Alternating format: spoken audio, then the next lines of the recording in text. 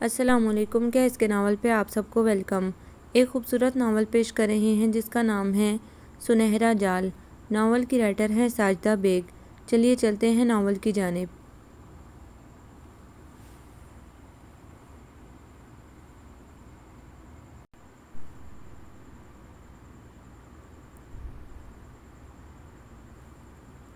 اسیر اپنا کیا کتنے جتن سے، اسے آتا تھا کیسا دم دلاسا۔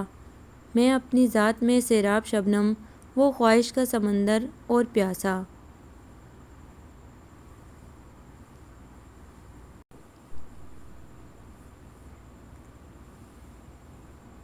کبھی کبھی تمہیں دیکھ کر جل جاتی ہوں، کیوں؟ کاش قدرت نے ہمیں بھی چاند چہرہ ستارہ آنکھیں دے دی ہوتی تو سارے زمانے میں اترائے اترائے پھرتے۔ شمائلہ حسرت سے بولی، تم اب بھی کسی سے کم نہیں ہو۔ رکبانہ مسکرا کر بولی، خیر اب اتنا بھی مت بناؤ، مانا کہ تم سارے جہاں سے حسین ہو، پر تمہیں اتنا بھی نہیں اترانا چاہیے کہ دوسروں کا مذاق اڑاؤ۔ شمائلہ برا مانتے ہوئے بولی، لو ایک تو میں نے تعریف کر دی، اوپر سے تم برا مان رہی ہو۔ رکبانہ نے ہنستے ہوئے شمائلہ کو چھیڑا، چلو جی آج سے ہماری تمہاری دوستی ختم۔ شمائلہ نے بھی اسے چھیڑنے کی غرض سے منہ بنا کر کہا، ایک بات کہوں شمائلہ، یہ صورت شکل کچھ چیز نہیں ہوتی، اصل چیز قسمت ہوتی ہے۔ تمہاری قسمت کتنی خوبصورت ہے، کبھی غور کیا ہے؟ رکبانہ نے حسرت سے شمائلہ کے قیمتی لباس کو دیکھا۔ قیمتی لباس یا زیورات سے قسمت نہیں بنتی رکبانہ، جب دل خوش نہ ہو تو یہ سب چیزیں بڑی بے معنی اور نہایت ہی گھٹیا لگتی ہیں۔ شمائلہ سنجیدگی سے بولی، اپنی اپنی سوچ ہے، ورنہ دولت ایسی چیز ہے جسے تم دنیا کی ہر نعمت خرید سکتی ہو، یہاں تک کہ بڑے سے بڑے بیوٹی پارلر میں جا کر نہایت معمولی شکل کو بھی خاصا خوبصورت بنوا سکتی ہو۔ رکبانہ نے دلیل دی، میری جان دور کے ڈول سہانے ہوتے ہیں، ابھی تم نے اس کی خوبیاں دیکھی ہیں، جب خامیاں دیکھو گی تو اللہ نے جو تھوڑا بہت پیسہ دیا ہوا ہے اسی کو غنیمت سمجھو گی۔ شمائلہ دور کہیں دیکھتے ہوئے رقص سے بولی، میری سمجھ میں نہیں آتا کہ تم آخر دولت سے اتنی الرجک کیوں ہو؟ رکبانہ چڑ گئی، رکبانہ میں نے بچپن سے دولت کی جو بدصورت شکل دیکھی ہے وہ تم نہیں سمجھ سکتی۔ شمائلہ رکبانہ کو دیکھ کر بولی، مثلاً؟ رکبانہ نے سوال کر دیا، مثلاً سنو گی تو یقین نہیں کرو گی۔ شمائلہ نے رنجیدگی سے ہنستے ہوئے رکبانہ کو دیکھا، نہیں آج تو مجھے دولت سے اتنی نفرت کی وجہ بتا ہی دو۔ رکبانہ نے ضد کی، کیا کرو گی سن کر؟ شمائلہ نے کترانا چاہا، اب بتا بھی چکو ورنہ میں سمجھوں گی کہ تم جو یہ سب کچھ کہتی ہو جھوٹ ہے۔ رکبانہ پتہ ہے آج کل میری امی نانا ابو کے گھر کیوں گئی ہوئی ہیں؟ اس نے رک کر رکبانہ کی شکل دیکھی، بھئی اپنے والدین سے ملنے گئی ہوں گی۔ رکبانہ جھٹ سے بولی، نہیں، میرے ابو کو پچھلے ہفتے اپنی زندگی کا چوتھا ہنی مون بنانا تھا نا، اس لیے امی کو نانا ابو کے گھر بھجوا دیا۔ شمائلہ کی آنکھوں میں آنسو آ گئے، یعنی؟ میری سمجھ میں نہیں آئی تمہاری بات۔ رکبانہ الجھ کر بولی، مطلب یہ ہے کہ انہوں نے اب تک میری مما کے جیتے جی چوتھی شادی کی ہے، یہ سوچے بنا کہ اب ان کی بیٹی شادی کے لائق ہو گئی ہے۔ شمائلہ نے سسکی لی، حیرت ہے۔ رکبانہ کو واقعی حیرت ہو رہی تھی۔ حیرت کرنے کی ضرورت نہیں، یہ سب دولت کا کمال ہے، 2-4 لاکھ روپے خرچ کرنے سے ان کی دولت میں کمی تھوڑی ہو جاتی ہے۔ البتہ میری ماں کی زندگی کے دن ضرور کم ہو جاتے ہوں گے، ہر مرتبہ وہ جس طرح روتی ہیں وہ میں ہی جانتی ہوں۔ شمائلہ کچھ یاد کر کے کپ کپاسی گئی، وہ سب رہتی کہاں ہیں؟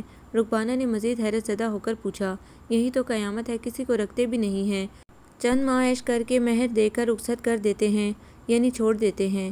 اپنے ہونٹوں کو دانتوں تلے دباتی ہوئی شمائلہ بے بسی سے بولی، لیکن تمہاری امی کو کیوں نہیں چھوڑتے؟ رکبانہ نے سوال کیا، برادری، محض برادری کی وجہ سے۔ میری امی ابو کی سگی خالہ ذات ہے، ان کو چھوڑنے کی پاداش میں برادری سے خارج کر دیے جائیں گے، اسی لیے مجبوری ہے، ورنہ انہیں کب کے چھوڑ چکے ہوتے۔ میری امی سے ان کو کوئی دلچسپی نہیں، گھر میں بھی وہ بالکل اجنبیوں کی طرح رہتی ہیں، اگر کسی کو سوئی بھی دینی ہے تو پہلے انہیں ابو سے اجازت لینی پڑتی ہے۔ شمائلہ تعصب سے بولی، بہرحال ہر پیسے والا تمہارے ابو کی طرح نہیں ہوتا، ورنہ ہر طرف ایسی کہانیاں بکھری ہوتی۔ رکبانہ ابھی ماننے کو تیار نہ تھی، تمہیں کبھی عقل نہیں آئے گی رکبانہ، اپنی زندگی کا سب سے بڑا راز میں نے محض تمہیں سمجھانے کی خاطر بتایا ہے۔ شمائلہ جھنجھلا اٹھی، اچھا چلو چھوڑو، میں کون سا کسی دولت مند کی قسمت میں لکھی ہوں جو فکر کروں، مجھے پتا ہے کوئی مرگلا سا کلرک کسی دن آئے گا اور دلہن بنا کر اس کے حوالے کر دی جاؤں گی، اور پھر ڈیروں کام ڈیروں بچے، یہ ہوگی میری قسمت۔ رکبانہ تلخی سے بولی، اللہ کرے ایسا ہی ہو، کاش میرے ساتھ بھی ایسا ہی ہو۔ شمائلہ نے جلدی سے کہا، خدا کے لیے اتنی بڑی بدعا تو مت دو مجھے۔ رکبانہ نے شمائلہ کے آگے ہاتھ جوڑے، تم کچھ بھی کہو، دعا یا بدعا، مگر میری نظر میں وہی حقیقی اور بہترین زندگی ہے۔ شمائلہ نے اپنی کئی بات پر زور دیا۔ شمائلہ رکبانہ کو بڑی مشکل سے اس کی امی سے اجازت لے کر اپنے ساتھ آئس کریم کھلانے لائی تھی، اور آئس کریم کھاتے ہوئے دونوں سہیلیوں کے درمیان یہ بحث ہو رہی تھی۔ کافی شام ہو چکی تھی، اس لیے دونوں بحث ختم کرتے ہوئے اٹھ کھڑی ہوئیں۔ شمائلہ کی چمکتی ہوئی گاڑی میں بیٹھتے ہوئے رکبانہ نے بڑی حسرت سے شمائلہ کو دیکھا۔ کسی شہزادیوں جیسی شان تھی اس کی۔ اس کے کوارٹر کے سامنے گاڑی روک کر شمائلہ نے رکبانہ کو اتارا اور کل آنے کا وعدہ کرتی ہوئی گاڑی موڑ لی۔ ہے تو واقعی افسوس کی بات، لیکن اب شمائلہ کو اتنا برا بھی نہیں لگنا چاہیے۔ کیا ہوا جو اس کے ابو نے اتنی شادیاں کر لیں؟ مستقل تو اس کی امی کو ہی رکھا ہوا ہے۔ 4 دن کے لیے اگر اپنا دل بہلا لیتے ہیں تو کیا ہوا؟ کیسی فراوانی ہے، پیسے خرچ کرتی ہیں، ایک سے ایک قیمتی لباس، پرفیوم، گاڑی، کون سی سہولت ہے جو اس کے پاس نہیں؟ پھر بھی روتی پھرتی ہے۔ اس دن سارا وقت رکبانہ انہی خیالوں میں ڈوبی رہی۔ انٹر کرنے کے بعد والدین نے پڑھائی سے اٹھا لیا تھا، کیونکہ اب آگے پڑھانا ان کے بس کی بات نہیں تھی۔ 4 چھوٹے بچے بھی تھے، ان کو بھی پڑھانا لکھانا تھا، اس لیے رکبانہ نے جیسے انٹر کیا انہوں نے اسے گرداری میں لگا دیا، جبکہ شمائلہ شہر کے ایک بہت بڑے کالج میں زیر تعلیم تھی۔ معاشی فرق کے باوجود دونوں سہیلیوں میں بڑی گہری دوستی تھی، حالانکہ خیالات میں بھی زمین و آسمان کا فرق تھا۔ کبھی کبھی شمائلہ کو رکبانہ کے خیالات جان کر سخت افسوس بھی ہوتا، کیونکہ اکثر اوقات وہ اپنے بہن بھائیوں اور ماں باپ کے خلاف بھی بڑی نازیبا باتیں کہہ جایا کرتی تھی۔ وقت کا پہیہ آہستہ آہستہ گزرتا رہا۔ شمائلہ نے BA کر لیا اور رکبانہ کے والدین پائی پائی جوڑ کر اس کے جہیز کی تیاریوں میں مصروف رہے۔ تھوڑا بہت جہیز جمع کرنے کے باوجود وہ اس کے لیے کوئی اچھا بھر نہ تلاش کر سکے تھے، کیونکہ جس پیڑ پر پھل زیادہ ہوں پتھر وہیں زیادہ آتے ہیں، جبکہ یہ تو ایک تن من درخت تھا۔ حالانکہ صورت شکل میں رکبانہ اپنی مثال آپ تھی، اگر کوئی بھولے بھٹکے آ بھی گیا تو رکبانہ کے معیار پر پورا نہ اترا، اس لیے والدین کو بوجہ مجبوری جواب دینا پڑا۔ رکبانہ کو تو اپنے لیے کسی شہزادے کا انتظار تھا، وہ تصورات کی دنیا میں کھوئی رہتی۔ بڑا سا بنگلہ، لمبی سی کار اور اس میں بیٹھا ہوا مردانہ وجاہت کا پیکر ایک شخص، جس کو دیکھ کر دل کی دھڑکنیں بلا وجہ تیز ہو جائیں۔ اپنے لیے آنے والے ہر رشتے پر وہ اس طرح جھنجھلا جاتی کہ ماں منہ سے کچھ کہے بنا ہی اس کی مرضی جان جاتی۔ بیٹی کے خیالات سے بھی کافی حد تک آگاہ تھی، اسی لیے اس کی فکر انہیں دن رات کھائی جا رہی تھی۔ چھوٹی دونوں بیٹیاں بھی اب منہ کو آ رہی تھیں۔ اللہ میاں کسی طرح سے مجھے رکبانہ کے فرض سے سبکدوش کر دے تو میں تیرا یہ احسان ساری زندگی نہیں بھولوں گی۔ صبح سے رات تک وہ کئی مرتبہ اللہ کے آگے رو رو کر دعائیں مانگتی۔ صورت شکل بھی کتنے دن کی ہوتی ہے، عمر ڈھلنے لگے تو بڑی سے بڑی خوبصورت اور جہیز والیاں بھی بابل کی دہلیز میں دیمک بن کر چمٹ جاتی ہیں۔ قبولیت کی نہ جانے کون سی گھڑی تھی، خدا ہی بہتر جانے کہ رکبانہ کی دعا قبول ہوئی یا اس کی ماں کی۔ ایک دن اچانک ہی بڑی سی چمچماتی گاڑی ان کے چھوٹے کوارٹر کے دروازے پر آن کھڑی ہوئی۔ کسی خاتون کو گاڑی سے اتر کر اپنے گھر میں داخل ہوتے دیکھ کر رکبانہ کی امی تو ہونک بن گئی۔ سمجھ میں نہیں آ رہا تھا کہ ان کو کدھر بٹھائیں۔ رکبانہ بھی حیرت سے دم بخود آنے والی خاتون کے شاہانہ ٹھاٹھ دیکھ رہی تھی۔ اس کے علاوہ پوشیدہ کپڑوں میں ان خاتون کے گرد کھڑے اپنے دونوں بھائی اسے زہر لگ رہے تھے۔ یہ نہیں ہو رہا کہ اندر کمرے میں چلے جائیں، کیا بیٹھنے کو بھی نہیں کہیں گی؟ خاتون نے مسکراتے ہوئے ان سب کی حیرت کو توڑا۔ کیوں نہیں، یہاں آئیے۔ برآمدے میں رکھا مونڈا خواہ مخواہ سیدھا کرتے ہوئے رکبانہ کی امی ہڑ بڑھا کر بولیں۔ اب رکبانہ کو بھی ہوش آ چکا تھا۔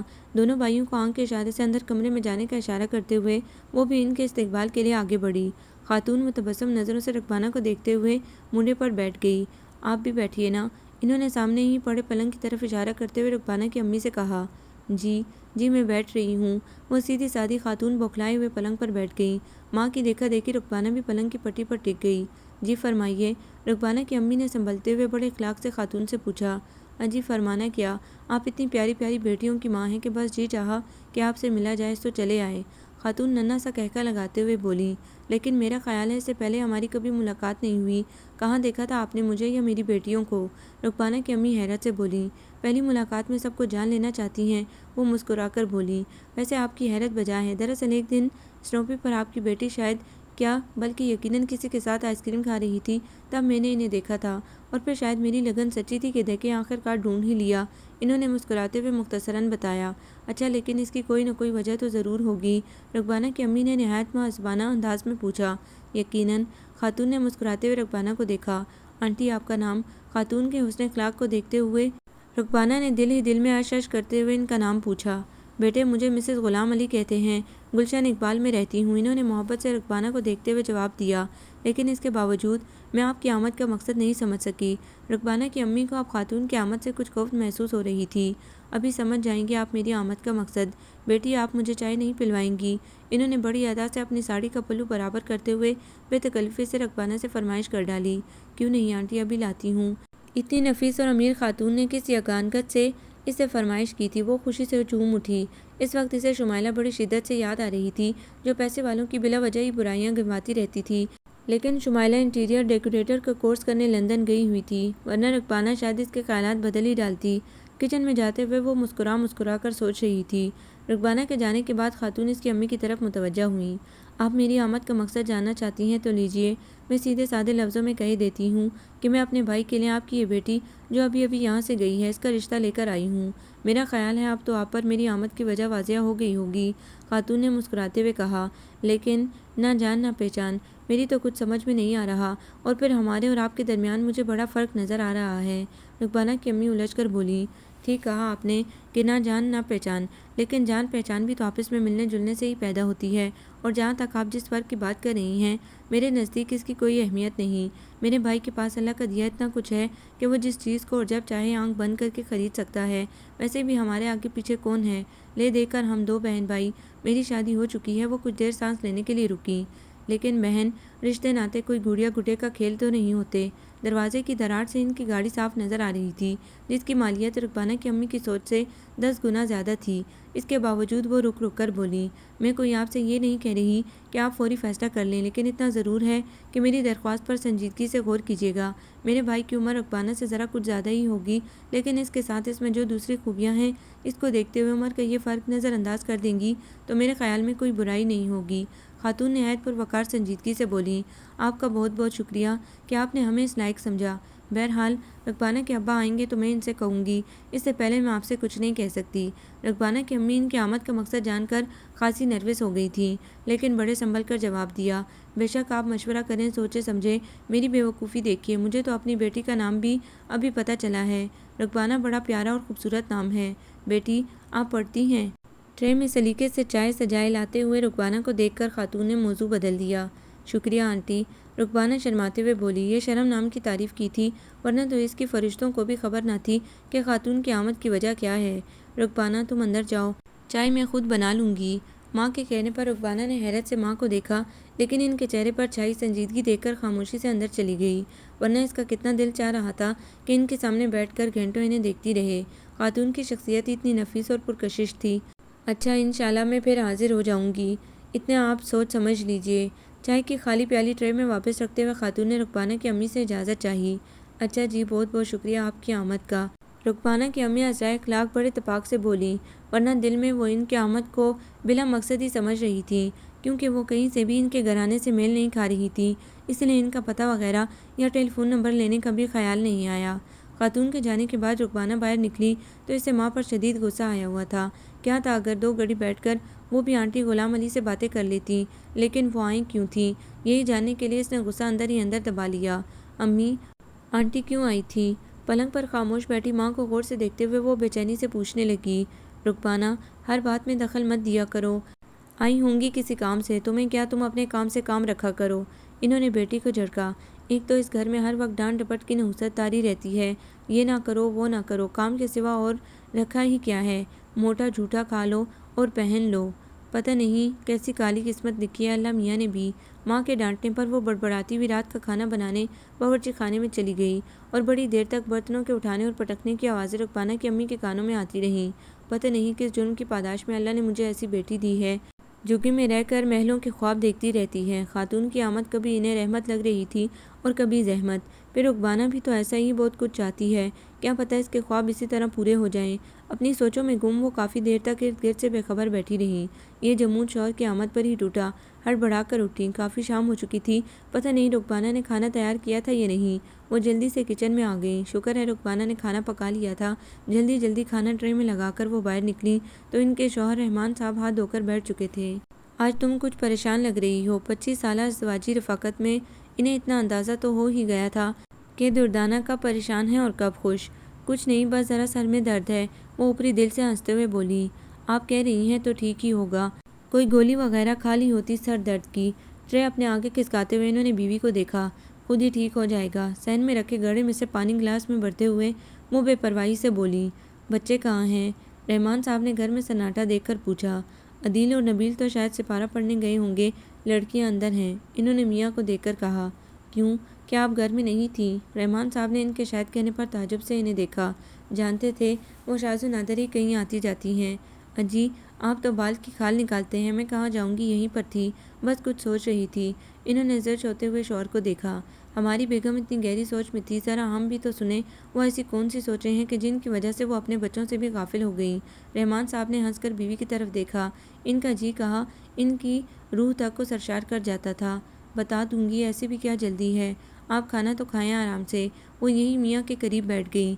جیسا حکم سرکار کا، وہ موج میں آ کر بولے، میں پریشان لگ رہی ہوں لیکن آپ آج مجھے کچھ زیادہ ہی خوش نظر آ رہے ہیں۔ دردانہ نے ہنس کر میاں کو دیکھا۔ آپ کی شکل دیکھ کر ہم ہمیشہ ہی خوش ہو جاتے ہیں، یہ کوئی نئی بات تو نہیں۔ اب آپ یہ ہمیں لفٹ نہیں دیتی تو کیا کیا جائے؟ رحمان صاحب زندہ دلی سے ہنسے۔ بڑھاپا آ گیا لیکن باتیں وہی ہیں۔ وہ ذرا سے شرما کر میاں کو دیکھتے ہوئے بولی، بھئی دنیا اپنے محور سے ہٹ سکتی ہے لیکن ہم اپنا محور تبدیل نہیں کر سکتے، اور وہ آپ جانتی ہیں کہ ہماری زندگی کا محور کیا ہے۔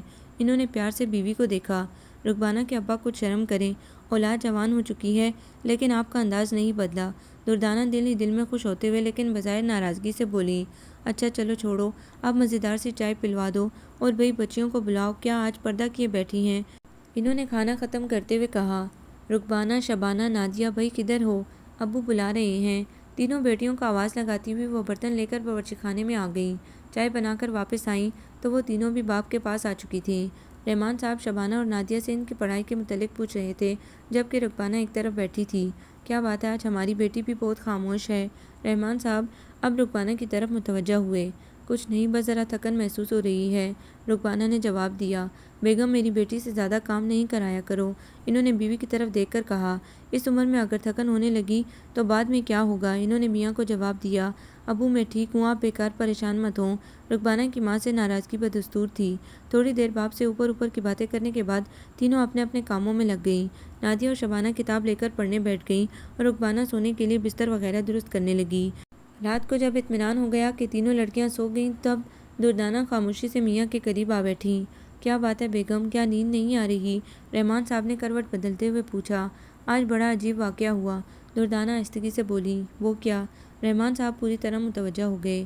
دردانہ بیگم نے ان خاتون کی آمد کا سارا واقعہ میاں کو سنایا۔ بڑی عجیب بات ہے، پوری رویداد سننے کے بعد رحمان صاحب نے کہا۔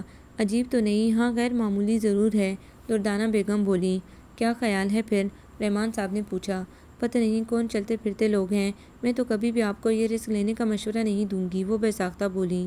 بیگم میرا ایمان ہے کہ جو روز اول سے جس کا دامن پکڑے کھڑی ہے اسی کو ملے گی، اور پھر آپ اپنی بیٹی کے خیالات بھی جانتی ہیں۔ میری تو ہمیشہ سے دعا رہی ہے کہ میری بچیوں نے کبھی میرے گھر میں سکھ کا سانس نہیں لیا، اب اگر ان کی زندگی میں کوئی سکھ شامل ہونا چاہتا ہے تو ہمیں ہرگز یہ اختیار نہیں کہ اس کو روکیں۔ رحمان صاحب اب دیدہ ہو گئے۔ ایسا کون سا سکھ ہے جو ان کو یہاں نہیں؟ اپنی دال روٹی عزت سے کھاتے ہیں، کسی کے آگے ہاتھ نہیں پھیلاتے، دردانہ بیگم فخریہ بولی۔ نہیں بیگم، اس عمر میں بڑی بڑی خواہشات ہوتی ہیں دل میں، صرف کھانا پہننا ہی تو سب کچھ نہیں۔ اب اگر ہم مجبور نہ ہوتے تو رکبانہ کی تعلیم کیوں روکتے؟ وہ ٹھنڈا سانس بھر کر بولے۔ اچھی خاصی تعلیم تو دلوا دی، اور کیا چاہیے؟ دردانہ بیگم ذرا تیز آواز میں بولی۔ آج کل انٹر پاس کرنا کون سی بڑی بات ہے، رحمان صاحب نے کہا۔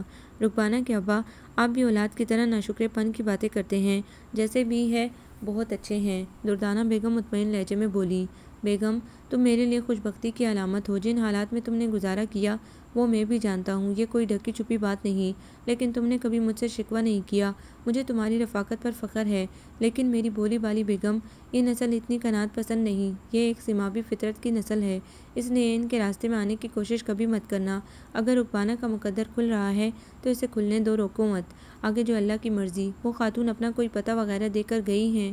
بیوی کو سمجھانے کے بعد انہوں نے پوچھا۔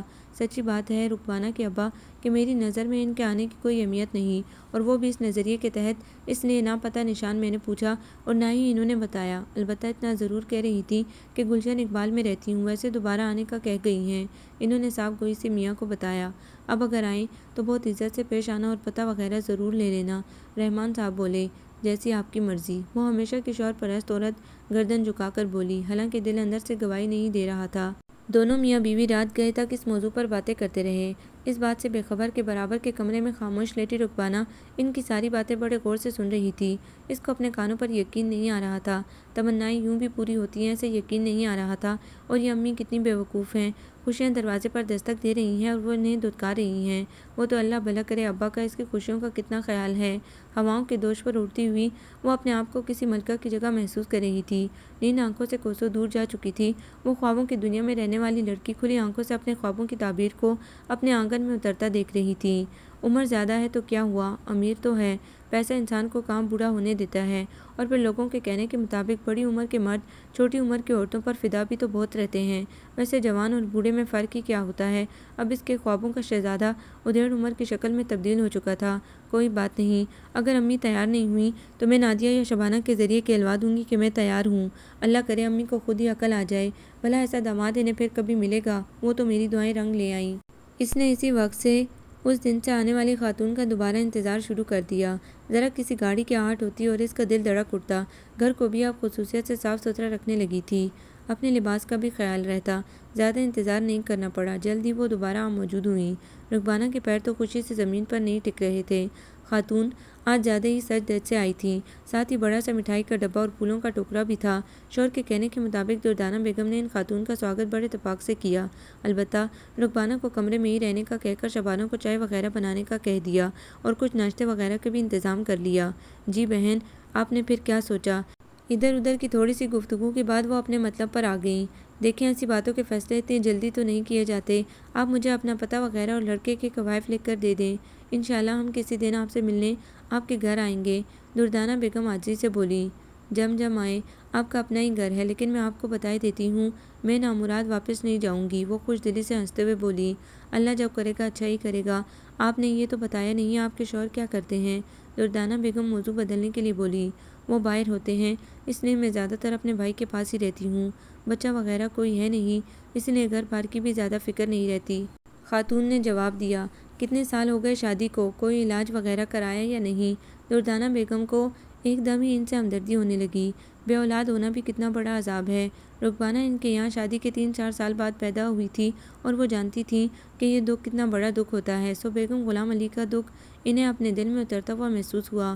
15 سال ہو گئے، بہت علاج کرایا، منتیں مرادیں کیا نہیں مانی، لیکن نتیجہ کچھ بھی نہیں نکلا۔ بیگم غلام علی نے سر داب بھری۔ نا امیدی گناہ ہے، اور پھر ابھی آپ کی عمر ہی کیا ہے؟ میں نے تو 20 سال بعد لوگوں کے اولاد ہوتے دیکھی ہے۔ دردانہ ہمدردی سے بولی۔ میں نے تو اب یہ تمنا کرنی ہی چھوڑ دی ہے، بھائی کی شادی ہو تو ان کے بچے پال کر ہی اپنا ارمان پورا کر لوں گی۔ وہ دلگیر لہجے میں بولی۔ اللہ سب کی گود ہری کرے، دردانہ نے دعا دی۔ نہیں جی، بس آپ میری جھولی میں اپنی بیٹی ڈال دیں، وہی میرے لیے اولاد کے برابر ہوگی۔ میں سمجھوں گی اللہ نے آپ کی دعا قبول کر کے میری گود بھر دی ہے۔ بیگم غلام علی نے اپنی نفیس قسم کی ساڑی کا پلو پھیلا دیا۔ بہن، آپ مجھے گنہگار نہ کریں۔ رکبانہ اگر آپ کے بھائی کے مقدر میں لکھی ہے تو ہم کون ہوتے ہیں روکنے والے؟ لیکن دین سے دنیا نبھانی مشکل ہے، ہمیں سوچنے کا موقع دیں، اور پھر ابھی ہمیں آپ کے بھائی سے بھی ملنا ہے، اس کے بعد ہی کوئی فیصلہ ہو سکتا ہے۔ دردانہ بیگم بولی۔ ٹھیک ہے، آپ اپنی تسلی کر لیں، میرا خیال ہے پرسوں شام کا کھانا آپ ہمارے ساتھ کھا لیں، بھائی سے بھی ملاقات ہو جائے گی اور آپ کی تسلی بھی۔ مجھے یقین ہے میرے بھائی سے ملنے کے بعد آپ کے پاس انکار کی کوئی گنجائش باقی نہیں رہے گی۔ بیگم غلام علی نے کہا۔ اتنی جلدی؟ آپ تو مجھے بہت جلدی میں لگتی ہیں، دردانہ ہنس کر بولی۔ خیر سے میرا بھائی اب تو جا کر کہیں شادی کے لیے تیار ہوا ہے، اس لیے چاہتی ہوں کہ گھڑی کے چوتھائی میں اس کی شادی کر دوں، کہیں پھر وہ اپنا ارادہ نہ بدل ڈالے۔ بیگم غلام علی نے بھی ہنستے ہوئے کہا۔ کیا کوئی خاص وجہ تھی شادی نہ کرنے کی؟ دردانہ بیگم نے ہچکچاتے ہوئے پوچھا۔ اندر رکبانہ دروازے سے لگی ماں کی عقل پر ماتم کر رہی تھی۔ پتہ نہیں کس بات پر اتنا جانچ پرکھ رہی ہیں، سیدھے سادے ہاں کیوں نہیں کر دیتی؟ جب میں تیار ہوں تو کسی کو کیا اعتراض، لیکن مجبور تھی، اس وقت خاتون موجود تھی، ورنہ ماں سے یہ بات کہہ ہی ڈالتی۔ ادھر بیگم غلام علی بتا رہی تھی کہ بزنس کی مصروفیات کی وجہ سے وہ بہن کو ہمیشہ شادی کے لیے ٹال دیا کرتے تھے، لیکن اب رکبانہ کو دیکھنے کے بعد وہ ان کو ہرگز یہ موقع نہیں گنوانے دے گی۔ دردانہ بیگم کیا کہتی، صرف مسکرا کر رہ گئی۔ خاتون تھوڑی دیر بیٹھ کر اجازت چاہنے لگی تو دردانہ بیگم نے مزید اور بیٹھنے کا اصرار کیا، جس پر وہ مزید 5 منٹ اور ٹھہری اور پھر چلی گئیں۔ تیسرے دن رحمان صاحب اور دردانہ خاتون کے بتائے ہوئے پتے پر پہنچے تو کوٹھی کی شان دیکھ کر حیران رہ گئے۔ انہوں نے تو ایسا شاندار گھر خواب میں بھی نہ دیکھا تھا۔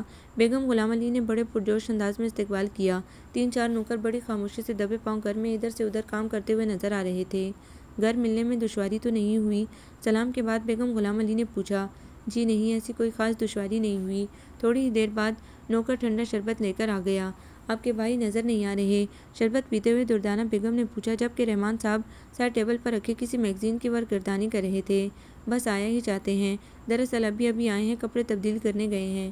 تھوڑی ہی دیر گزری تھی کہ ان کے بھائی تشریف لے آئے۔ رحمان صاحب اور دردانہ بیگم کو ایک لمحے کے لیے تھوڑا سا دھچکا لگا۔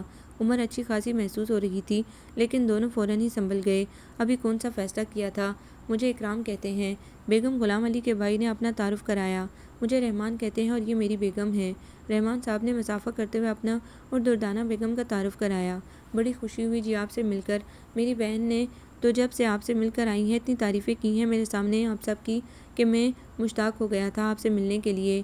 اکرام صاحب نے بہن کی طرف دیکھتے ہوئے ہنس کر کہا، بس جی آپ کی بہن خود بہت اچھی ہیں، اسی لیے انہیں سبھی اچھے نظر آتے ہیں۔ دردانہ انکسار سے بولی، آپ لوگوں سے ملنے کے بعد محسوس ہو رہا ہے کہ بہن جی کی تعریف سچی تھی۔ اکرام صاحب نے دونوں میاں بیوی کو تعریفی نگاہوں سے دیکھا۔ رحمان بھائی، اب آپ کے گھر آؤں گی تو اپنی مراد لے کر ہی واپس آؤں گی، بیگم غلام علی نے شوخ انداز میں رحمان صاحب سے کہا، اور ان کی اس بات سے کمرے میں چھایا ہوا جمون ٹوٹ گیا۔ جی، رحمان صاحب اتنا ہی کہہ سکے۔ کیوں بہن جی، آپ کی کیا رائے ہے؟ اب وہ دردانہ بیگم سے مخاطب ہوئیں۔ ان معاملات میں جلد بازی اچھی نہیں ہوتی، گھر جا کر مشورہ کریں گے تب ہی میں کچھ کہہ سکوں گی۔ دردانہ بیگم نے رسانیت سے مسکرا کر جواب دیا، نہیں جناب، بس آپ نے ہمیں دیکھ لیا اور ہم نے آپ کو، کیا اتنا کافی نہیں؟ اور پھر میرے بھیا میں ایسی کیا برائی ہے؟ بیگم غلام علی اپنائیت سے بولی، میں نے تو یہ نہیں کہا کہ کوئی برائی ہے۔ دردانہ بیگم شرمندہ سی ہو کر بولی، ارے آپ تو برا مان گئی، میں تو یوں ہی عذرائے مذاق کہہ رہی تھی۔ بیگم غلام علی نے پینترا بدلا، آہا، کچھ چائے وغیرہ کا بندوبست کریں، تب تک میں انکل کو اپنی لائبریری دکھاتا ہوں۔ اکرام صاحب کا انکل کہنا رحمان صاحب کو عجیب سا لگا، لیکن خاموش رہے۔ بہن کو آنکھوں ہی آنکھوں میں کچھ اشارہ کرتے ہوئے اکرام صاحب رحمان صاحب کو لے کر باہر نکل گئے، اور پھر لائبریری دکھانے کے بہانے اکرام صاحب نے رحمان صاحب کو اپنی وسیع و عریض کوٹھی اور وسیع کاروبار سب ہی سمجھا دیا۔ رحمان صاحب جب دوبارہ ڈرائنگ روم میں واپس آئے تو ان کا رواں اکرام صاحب کے حق میں فیصلہ دے چکا تھا۔ رکبانہ کی قسمت اسی طرح لکھی تھی تو اسی طرح سے ہی۔ اب عمروں کا فرق بھی ان کی نگاہوں سے اوجھل ہو چکا تھا۔ ادھر بیگم غلام علی نے بھی دردانہ بیگم کو اس طرح شیشے میں اتار لیا تھا کہ جب دونوں میاں بیوی رخصت ہونے لگے تو دونوں کے خیالات تقریباً یکساں ہی تھے، یعنی رکبانہ اکرام صاحب کے ساتھ بیاہ آنے کا فیصلہ کر چکے تھے۔ گھر واپسی کے بعد رکبانہ نے ماں باپ کے خوشی و مسرت سے مسکراتے چہرے دیکھے تو اطمینان کا سانس لیا۔ بیگم غلام علی نے زیادہ وقت نہیں لیا، بلکہ دوسرے دن ہی اپنی پوری تمکنت کے ساتھ رحمان صاحب اور دردانہ بیگم سے جواب لینے آ گئیں۔ ان کو بھلا کیا اعتراض تھا؟ فیصلہ تو کر ہی چکے تھے۔ مبارک سلامت کے بعد سب لوگوں نے منہ میٹھا کیا۔ رحمان صاحب اور دردانہ بیگم نے ابھی دوسروں سے اس رشتے کو مخفی رکھنا مناسب سمجھا۔ ان کے خیال کے مطابق پہلی وجہ تو اتنے اچھے گھرانے میں رکبانہ کا رشتہ ہو جانا تھا، اور دوسری وجہ تھی کہ کوئی درمیان میں کسی قسم کا رکھنا نہ ڈال دے، جبکہ اصل وجہ عمروں کا وہ بڑا فرق تھا جو رکبانہ اور اکرام صاحب کے بیچ تھا۔ دونوں ہی شاید اس نامناسب جوڑ پر دل ہی دل میں چور بنے ہوئے تھے، اسی لیے سب کچھ بڑی خاموشی سے کرنا چاہتے تھے۔ بیگم غلام علی کو بھی ان کی رائے سے اتفاق تھا، اسی لیے چپ چاپ منگنی ہو گئی۔ رحمان صاحب اور دردانہ بیگم کے خیال سے زیادہ زیورات اور جوڑے منگنی پر دیے گئے، اور اس کے بعد تو تحفے تحائف کا لامتناہی سلسلہ شروع ہو گیا، بلکہ یوں کہنا مناسب ہوگا کہ ان لوگوں کی تو لاٹری نکل آئی۔ گھر میں نیا فرنیچر آ گیا، لڑکے لڑکیوں کے لباس بھی صاف ستھرے اور ڈھنگ کے ہو گئے، بلکہ اکرام صاحب نے ان کا اپنا مکان کرائے پر اٹھوا کر اچھے فیشنیبل علاقے میں کرائے پر گھر بھی لے دیا۔ رکبانہ کے تو پاؤں زمین پر نہیں ٹکتے تھے، اس کے طفیل ماں باپ بہن بھائیوں نے خوشحالی کے دن دیکھ لیے تھے، اور وہ اتنے مطموع آدمی کی بیگم بننے جا رہی تھی، یہی تو اس کی آنکھوں میں بسے خواب تھے۔ کبھی کبھی اسے اپنی خوش قسمتی پر شک سا ہونے لگتا تھا، لیکن پھر زرق برق لباس اور قیمتی زیورات کو جب چھو کر دیکھتی تو یقین کر لیتی۔ کاش شمائلہ آ جائے تو اس کی زندگی میں آنے والی اس بہار کو دیکھ سکے۔ اس کو بڑی بے چینی سے شمائلہ کی واپسی کا انتظار تھا۔ پہلے وہ شمائلہ کی گاڑی میں بیٹھ کر کہیں آتی جاتی تھی تو کتنا خوش ہوتی تھی، لیکن اب تو بات ہی کچھ اور تھی۔ کہیں جانے کا موڈ ہوا فوراً ٹیلی فون کر دیا، گاڑی منٹوں میں دروازے پر آ کھڑی ہوتی، بلکہ اکثر اکرام صاحب اس فرض کو سر انجام دینے کے لیے خود ہی حاضر ہو جاتے۔ دردانہ بیگم کو شادی سے پہلے بیٹی کو داماد کے ساتھ کہیں لے جاتے ہوئے غیرت بھی آ جاتی، لیکن ہونے والے داماد کی حیثیت سے مروب ہو کر وہ فوراً ہی اپنی اس غیرت کو دبا لیتی۔ اب تو خود رکبانہ کو بڑا معتبر اور اپنے سے اونچا محسوس کرتی۔ ایک تو پہلے ہی وہ بلا کی خوبصورت تھی، لیکن ان دنوں تو ان کی شان ہی نرالی ہو گئی تھی۔ نظروں ہی نظروں میں وہ بیٹی کی بلائیں لیتی رہیں، میری دونوں دوسری بیٹیاں بھی ایسے ہی گھرانوں میں بیاہی جائیں، یہ ان کی دلی خواہش بن چکی تھی۔ رکبانہ خود ہی بہنوں کے لیے اپنی برابری کے رشتے دیکھ لیں گی، اور وہ پر امید ہو کر سوچتی۔ اکرام صاحب کی عنایتیں دن بدن بڑھتی جا رہی تھی۔ اس کے ساتھ ہی شادی کا تقاضا بھی بڑھ گیا تھا، مگر رکبانہ بھی تیار نہیں تھی۔ اس کو شمائلہ کا انتظار تھا۔ دنیا میں ایک ہی تو سہیلی تھی اس کی، اور ویسے بھی اس کے آنے میں تھوڑے دن رہ گئے تھے۔ وہ چاہتی تھی شمائلہ ضرور شادی میں شریک ہو۔ دردانہ بیگم نے اکرام صاحب اور بیگم غلام علی کو تھوڑا سا اور انتظار کرنے پر تیار کر لیا۔ اکرام صاحب کی رکبانہ سے دیوانہ وار محبت ہر ڈلتے دن کے ساتھ بڑھتی چلی جا رہی تھی۔ حالانکہ نہ وہ ان سے باقاعدہ پردہ کرتی تھی اور نہ ہی ایک دم سامنے آتی تھی، لیکن ان کے صبح و شام کے چکر میں رکبانہ کو ایک جھلک دیکھنے کی خواہش، اس کے لیے ایک سے ایک قیمتی چیز کی خریداری، جب بھی آتے پھولوں کا گجرا ضرور ہاتھ میں ہوتا، جو وہ شبانہ کے ہاتھ رکبانہ کے حضور پیش کرا دیتے، اور رکبانہ کا سر اور زیادہ فخر سے اونچا ہو جاتا۔ یہ حقیقت تھی کہ رکبانہ نے یہ رشتہ محض ان کی حیثیت کو دیکھ کر قبول کیا تھا، مگر اب جب وہ اس کو اس طرح چاہ رہے تھے تو اس کے دل میں بھی اکرام صاحب کے لیے محبت کی کونپل پھوٹ نکلی تھی۔ یوں بھی کچی عمر کی لڑکی تھی، نرم شاخ کی طرح خم کھا گئی۔ اب اگر ایک دن بھی وہ نہ آتے تو رکبانہ بے قرار سی ہو جاتی۔ دل طرح طرح کے وہم اور وسوسوں کا شکار ہونے لگتا تھا۔ بعض اوقات دل چاہتا کہ شمائلہ تو ابھی تک آئی نہیں، شادی کر ہی ڈالے۔ ویسے بھی انتظار کا وعدہ کرنے کے باوجود اکرام صاحب اور بیگم غلام علی شادی پر اب بھی بہت اصرار کر رہے تھے۔ دردانہ بیگم نے بیٹی کو سمجھایا کہ اچھے رشتے بار بار نہیں ملتے، یوں بیکار کی ضد کر کے وہ کہیں اکرام صاحب کو گواہی نہ دیں۔ ماں کے سمجھانے پر رکبانہ تیار ہو گئی۔ ٹھیک ہے، میں کون سا بیاہ کر کے دور جا رہی ہوں، شمائلہ آئے گی تو اپنے شاندار سے گھر میں دعوت کر دوں گی، ساتھ ہی اکرام صاحب کا تعارف بھی ہو جائے گا۔ یہ سوچ کر اس نے ماں سے رضامندی ظاہر کر دی۔ شادی کے لیے ہاں ہوتے ہی بیگم غلام علی تو گویا خوشی سے دیوانی ہو گئی۔ اکرام صاحب کا چہرہ بھی کانوں کی لوؤں تک سرخ پڑ گیا، گویا حفظ تکلیم کی دولت مل گئی ہو۔ لیکن اس کے ساتھ ہی اکرام صاحب نے ایک شرط بھی عائد کر دی کہ شادی میں گنے چنے چند افراد ہی شریک ہوں گے۔ وہ کیوں؟ رحمان صاحب نے حیرت سے پوچھا۔ بس انکل، ایک تو اس عمر میں شادی کرتے ہوئے بھی شرم آ رہی ہے، دوسرے میں زیادہ بھیڑ بھاڑ پسند نہیں کرتا، وہ صاحب گوئی سے بولا۔ لیکن بیٹا، ہمارے گھر کی تو یہ پہلی خوشی ہے، دردانہ بیگم نے جواب دیا۔ ٹھیک ہے آنٹی، آپ اپنے سارے ارمان شبانہ وغیرہ کی شادی پر پورے کر لیجیے گا، لیکن اس وقت میری آپ سے یہ درخواست ہے کہ میری اور رکبانہ کی شادی نہایت سادگی سے کر دیں۔ اکرام صاحب عاجزی سے بولے۔ مگر بیٹا، دنیا والے عزیز رشتہ دار کیا کہیں گے؟ رحمان صاحب نے کہا۔ انکل، میں دنیا عزیز رشتہ داروں کی بالکل پرواہ نہیں کرتا، اور ہاں، ایک بات کا ضرور خیال رکھیے گا کہ جہیز میں سوئی بھی نہیں لوں گا۔ آپ کو تو معلوم ہے کہ میرے گھر میں اللہ کا دیا سب کچھ ہے، اس نے وہاں مزید کچھ رکھنے کی جگہ نہیں۔ اکرام صاحب قطعیت کے ساتھ بولے۔ اکرام بیٹا، آپ نے تو مجھے عجیب شش و پنج میں ڈال دیا، رحمان صاحب بے بسی سے بولے۔ ہونے والے داماد کے احسانوں تلے اتنا دب چکے تھے کہ اب جنبش کھاتے ہوئے بھی ڈر رہے تھے۔ پلیز انکل، مجھے امید ہے آپ مجھے مایوس نہیں کریں گے۔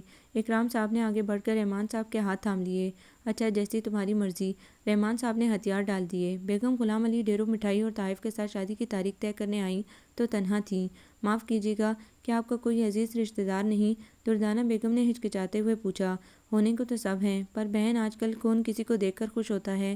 میرے بھائی پر تو سارے خاندان کی نظریں تھیں کہ کب اشارہ ہو اور کب ان کی بیٹیوں میں سے کوئی میرے بھائی کی جولی میں آ گرے۔ میں خود بھی یہی چاہتی تھی کہ اکرام ان میں سے کسی کو پسند کر لیں، لیکن وہ کسی طور تیار نہیں ہوئے۔ یقین جانے رکبانہ بڑی خوش قسمت ہے جو میرے بھائی نے شادی کے لیے ہاں کر دی۔ بس اسی وجہ سے سب ناراض سے ہیں کہ گھر کی لڑکیاں چھوڑ کر اکرام کی شادی باہر کیوں کر رہی ہوں میں۔ ناراض ہوں تو ہوں، میں اپنے بھائی کی خوشی دیکھوں یا ان کی ناراضگی، بس اسی وجہ سے میں نے بھی سب کو نظر انداز کر دیا ہے، اور اکرام شادی پر بھی کسی کو بلانے پر تیار نہیں۔ بیگم غلام علی نے دردانہ بیگم کی تسلی کے لیے تفصیل بتائی۔ ٹھیک ہے بہن، جو اللہ کو منظور۔ دردانہ بیگم بے بسی سے بولی۔ اب کر بھی کیا سکتی تھیں؟ آپ بالکل بے فکر ہو کر شادی کر دیں، وقتی طور پر سب ناراض ہیں، شادی ہو جائے گی تو سب راضی ہو جائیں گے۔ بیگم غلام علی نے جلدی سے کہا۔ جی، دردانہ بیگم پھیکی مسکراہٹ سے بولی۔ شادی کی تاریخ مقرر ہو گئی۔ بیگم غلام علی سے کہہ کر دردانہ بیگم نے اب اکرام صاحب کے آنے جانے پر ذرا سی پابندی لگوا دی تھی۔ نیا محلہ، نئے لوگ، شادی لاکھ سادگی سے ہو رہی تھی، لیکن پھر بھی رحمان صاحب کے اور اپنے بہن بھائیوں کو تو بلانا ضروری تھا۔ کارڈ وغیرہ چھپوانے کی ضرورت نہ سمجھتے ہوئے دونوں میاں بیوی نے خود ہی سب کے گھروں پر جا کر دعوت دی۔ رکبانہ کی ایک دو خالہ زاد اور چچا زاد بہن 2-3 دن پہلے ہی آ گئیں۔ شگن کے طور پر رکبانہ کو مایوں بھی بٹھایا گیا۔ دردانہ بیگم کچھ بظاہر ہنسی خوشی کر رہی تھیں، لیکن شادی جس طرح ہو رہی تھی اس سے ان کا دل دکھ رہا تھا۔ پہلے پہل کی بیٹی، لاکھ غربت کے باوجود انہوں نے اس کی شادی پر اپنی حیثیت سے زیادہ دھوم دھام کرنے کی سوچا تھا۔ رکبانہ نے مایوں کا پیلا جوڑا ضرور پہن لیا تھا، مگر سارے گھر میں عام دنوں کی طرح گھوم پھر رہی تھی۔ دردانہ بیگم کے ٹوکنے کے باوجود وہ کونے میں شرم کی کٹری بن کر بیٹھنے پر تیار نہیں ہوئی۔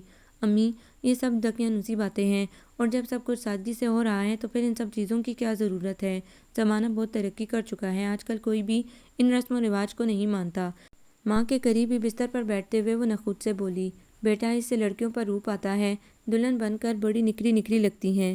رکبانہ کو پیار بھری نظروں سے دیکھتے ہوئے انہوں نے سمجھایا، امی آج کل سارا روپ اور نکھار بیوٹی پارلر جا کر آ جاتا ہے۔ وہ تمسخرانہ انداز میں بولی، بیٹا آج کل کے زمانے کے تو رنگ ڈھنگ ہی نرالے ہو گئے ہیں، رسم و رواج، حیا غیرت کچھ بھی تو باقی نہیں بچا۔ دردانہ بیگم یہ کہتے ہوئے دکھی ہو گئیں، کیونکہ ان سے ذرا ہی دور رحمان صاحب بیٹھے شاید کچھ حساب کتاب کر رہے تھے، اور یقیناً رکبانہ کے اور ان کے درمیان جو باتیں ہو رہی تھیں وہ بھی ضرور سن رہے ہوں گے۔ بیٹی کو باپ کا بھی لحاظ نہیں رہا تھا، کیسی پٹر پٹر باتیں کر رہی تھی۔ واہ رے زمانے، کیسے کیسے انقلاب آ گئے ہیں۔ پہلے زمانے میں ایک شادی سے پہلے کیا، شادی کے بعد بھی لڑکیاں مہینوں باپ بھائیوں کا سامنا نہیں کرتی تھیں، مارے حیا کے بچوں کو بیٹا تک نہیں کہتی تھیں۔ وہ دل ہی دل میں یہ سب سوچتے ہوئے بیٹی کو بڑے غور سے دیکھ رہی تھی، جس کے چہرے پر شرم و حیا کے بجائے مسرت کی چمک نظر آ رہی تھی۔ خیر سے 2 دن بعد رکبانہ کی شادی اکرام صاحب کے ساتھ ہو گئی۔ چند لوگوں نے ان کی طرف سے شرکت کی اور چند ہی لوگ رحمان صاحب کی طرف سے تھے۔ رخصتی کے وقت دردانہ بیگم کا کلیجہ منہ کو آ رہا تھا۔ اس وقت انہیں نہ اکرام صاحب کی دولت نظر آ رہی تھی اور نہ ہی ان کی حیثیت۔ ایک خیال سارے خیالات پر غالب تھا کہ ان کی رکبانہ آج پرائی ہو گئی، لیکن آفرین ہے رکبانہ پر، ذرا جو کسی کی جدائی کا احساس ہوا ہو۔ آنے والے وقت کے حسین تصور نے، جس میں وہ سونے کے جھولے جھول رہی تھی، سب کو بلا دیا تھا۔ رخصتی کے وقت سارا گھر آبدیدہ تھا، لیکن گھونگھٹ کی اوٹ سے سب کو روتا دیکھ کر اس کو غصہ آ رہا تھا۔ وہ کون سی 7 سمندر پار جا رہی تھی جو سب رونے لگے تھے۔ بیٹی کی رخصتی کے بعد گھر میں کیسی ویرانی چھا جاتی ہے۔ حالانکہ رکبانہ کی شادی کوئی دھوم دھام سے نہیں ہوئی تھی، لیکن پھر بھی ایسا لگ رہا تھا جیسے کہ گھر میں کچھ بھی نہیں رہا ہو۔ خاک اڑتی نظر آ رہی تھی ہر طرف۔ گھر کے تمام لوگ رخصتی کے بعد جلد ہی اپنی اپنی سوچوں میں گم افسردہ سے بستروں پر چلے گئے، کیونکہ مہمان جو چند ایک آئے تھے وہ بھی فوراً ہی چلے گئے تھے۔ رکبانہ رخصت ہو کر آئی تو یہاں کے بھی جو 2-4 مہمان تھے وہ باہر کے باہر ہی خدا حافظ مبارکباد کہتے ہوئے رخصت ہو گئے۔ لے دے کر ایک بیگم غلام علی رہ گئیں، وہ بھی اس کو اجلے عروسی میں چھوڑ کر اس طرح غائب ہوئیں کہ پھر نظر ہی نہیں آئی۔ اکرام صاحب کمرے میں آئے تو رکبانہ بڑے غور سے اس وسیع و عریض بیڈ روم کا جائزہ لے رہی تھی، جس میں بیگم غلام علی سے بٹھا گئی تھیں۔ زیادہ انتظار تو نہیں کرنا پڑا ہماری بیگم کو؟ کوٹ کے بٹن کھولتے ہوئے اکرام صاحب نے ہنس کر رکبانہ سے پوچھا۔ رکبانہ کیا جواب دیتی، اپنی جگہ پر سمٹ کے رہ گئی۔ اکرام صاحب نے منہ دکھائی میں اسے بڑا خوبصورت نیکلس پہنایا۔ دوسرے دن صبح جب وہ سو کر اٹھی تو باہر کسی کے چلنے پھرنے کی آواز آ رہی تھی۔ اکرام بے خبر سو رہے تھے۔ وہ آہستہ سے دروازہ کھول کر باہر نکل آئی۔ اس نے سوچا شاید اس کی نند صاحبہ بیگم غلام علی باہر ہوں گی، لیکن وہاں 2 نوکروں کے علاوہ کوئی بھی نظر نہیں آیا۔ چاروں طرف کا جائزہ لے کر وہ پھر کمرے میں آ گئیں۔ دروازے کی آہٹ پر اکرام صاحب کی آنکھ کھل گئی۔ کہاں چلی گئی تھیں؟ اٹھ کر بال درست کرتے ہوئے انہوں نے پوچھا۔ وہ میں آنٹی کو دیکھ رہی تھی، رکبانہ جھجک کر بولی۔ آنٹی وہ کون ہیں؟ اکرام صاحب حیرت سے بولے۔ آپ کی بہن، رکبانہ نے آہستگی سے بتایا۔ تو آپا یا باجی کہو، یہ آنٹی کیوں کہہ رہی ہو؟ اکرام صاحب نے اعتراض کیا۔ دراصل عادت سی پڑ گئی ہے آنٹی کہنے کی، رکبانہ شرمندہ ہو گئی۔ اچھا، اکرام صاحب نے جواب دیا، لیکن وہ باہر ہے نہیں۔ رکبانہ کو گھر کی خاموشی سے گھبراہٹ سی محسوس ہونے لگی تھی۔ دراصل ان کے میاں کا رات کو ٹیلی فون آنا تھا، اس لیے وہ رات کو اپنے گھر چلی گئی تھیں۔ اکرام صاحب اطمینان سے بولے۔ آئیں گی کب تک؟ رکبانہ نے پوچھا۔ ابھی تو شاید نہ آئیں، تم ایسا کرو نہا دھو کر تیار ہو جاؤ، ناشتہ کر کے تمہارے ابا کے گھر چلتے ہیں۔ اکرام صاحب نے موضوع بدلا۔ امی نے رات کو کہا تھا صبح ناشتہ لے کر گھر سے کوئی آئے گا، رکبانہ نے بتایا۔ گھر سے کیا مطلب؟ بھئی اب یہ تمہارا گھر ہے، وہاں سے ناشتہ کیوں آئے گا؟ اکرام صاحب کی تیوری پر بل پڑ گئے۔ ہمارے یہاں ایسا ہی ہوتا ہے، رکبانہ آہستہ سے بولی۔ اکرام صاحب کے اس طرح کہنے پر وہ تھوڑی سی ڈر گئی۔ خیر جب کوئی لے کر آئے گا تب دیکھا جائے گا، ابھی تو فی الحال تم ضروریات سے فارغ ہو کر نیچے آؤ، تب تک میں بھی تیار ہو جاتا ہوں۔ تھوڑی دیر بعد جب گھر سے ناشتہ آیا، اس وقت تک رکبانہ نہ چاہتے ہوئے بھی اکرام صاحب کے ساتھ ناشتہ کر چکی تھی۔ چچا زاد بھائی باوج اور دونوں بہنیں آئی تھیں۔ رکبانہ آبدیدہ ہو گئیں۔ کیا تھا اگر تھوڑی دیر وہ ان کا انتظار کر لیتے؟ ناشتے میں لائی ہوئی ساری چیزیں ٹیبل پر پڑی سے اپنا منہ چڑھاتے ہوئے نظر آ رہی تھیں۔ آنے والے بھی افسردہ ہو گئے تھے، بلکہ چچا زاد بھائی اور ان کی بیوی کے چہروں سے تو خاصی ناگواری محسوس ہو رہی تھی۔ تھوڑی دیر بیٹھ کر وہ لوگ چلے گئے۔ اکرام صاحب دعا سلام کے بعد اپنے کمرے میں چلے گئے تھے۔ رکبانہ مجرموں کی طرح شرمندہ بیٹھی رہی۔ بیگم غلام علی ہوتی تب بھی کوئی بات تھی، ان لوگوں کے جانے کے بعد وہ کمرے میں آئی تو اکرام صاحب نک سک سے درست کہیں جانے کو تیار کھڑے تھے۔ میں بھی تیار ہو جاؤں؟ ساری باتیں بلا کر رکبانہ نے پوچھا۔ ارے تم ان لوگوں کے ساتھ نہیں گئیں؟ اکرام صاحب نے حیرت سے پوچھا۔ ان کے ساتھ کیوں؟ آپ نے تو کہا تھا کہ ہم دونوں ساتھ چلیں گے، اس نے شکوے بھرے انداز میں کہا۔ ہاں، اچھا مجھے یاد ہی نہیں آ رہا۔ ایسا کرو تم جب تک تیار ہو، میں ابھی اپنا ایک کام مکمل کر کے واپس آتا ہوں۔ انہوں نے جانے کے لیے قدم بڑھائے۔ میں اکیلی رہوں گی، وہ ڈر کر بولی۔ اتنے بڑے گھر میں صرف 2 نوکر تھے اور وہ بھی اس کے لیے بالکل اجنبی۔ کیا حرج ہے؟ اکرام صاحب نے اس کی طرف غور سے دیکھتے ہوئے کہا۔ آپ ایسا کریں، آپا کو بلا دیں، رکبانہ نے جلدی سے کہا۔ وہ ابھی نہیں آ سکتی، اکرام صاحب یہ کہتے ہوئے باہر نکل گئے۔ رکبانہ کچھ کہنا چاہتی تھی لیکن اتنی دیر میں وہ جا چکے تھے۔ گھبرا کر اس نے جلدی سے دروازہ اندر سے بند کر لیا۔ ایک دن کی بیائی دلہن کو کوئی اس طرح بھی اکیلا چھوڑ کر جاتا ہے؟ بستر پر بیٹھ کر وہ پریشان ہو کر سوچتی رہی۔ گھر کی فضا بڑی عجیب و غریب محسوس ہو رہی تھی۔ دل پر بھاری سا بوجھ آ پڑا تھا۔ تھوڑی دیر بعد اٹھ کر کپڑے نکالے، کپڑے پہن کر ہلکا ہلکا میک اپ کیا اور پھر بستر پر آ بیٹھی۔ 1.5-2 گھنٹے بعد اکرام صاحب کی واپسی ہوئی۔ چلیے، انہیں دیکھتے ہی وہ پرس اٹھا کر کھڑی ہو گئی۔ چلو، وہ الٹے پاؤں واپس نکلے۔ رکبانہ کا دل چاہ رہا تھا کسی طرح پر لگ جائیں اور وہ اٹھ کر ماں باپ بہن بھائیوں کے پاس پہنچ جائے۔ کل رات یہاں آنے کی اتنی خوشی نہیں جتنی اس وقت اسے میکے جانے کی خوشی ہو رہی تھی۔ محسوس ہو رہا تھا کہ وہ ایک رات کی قید میں رہ کر رہا ہوئی ہو۔ گھر میں سب نے ہاتھوں ہاتھ لیا۔ دردانہ بیگم اور رحمان صاحب کا بس نہیں چل رہا تھا کہ بیٹی داماد کے آگے بجھ جائیں۔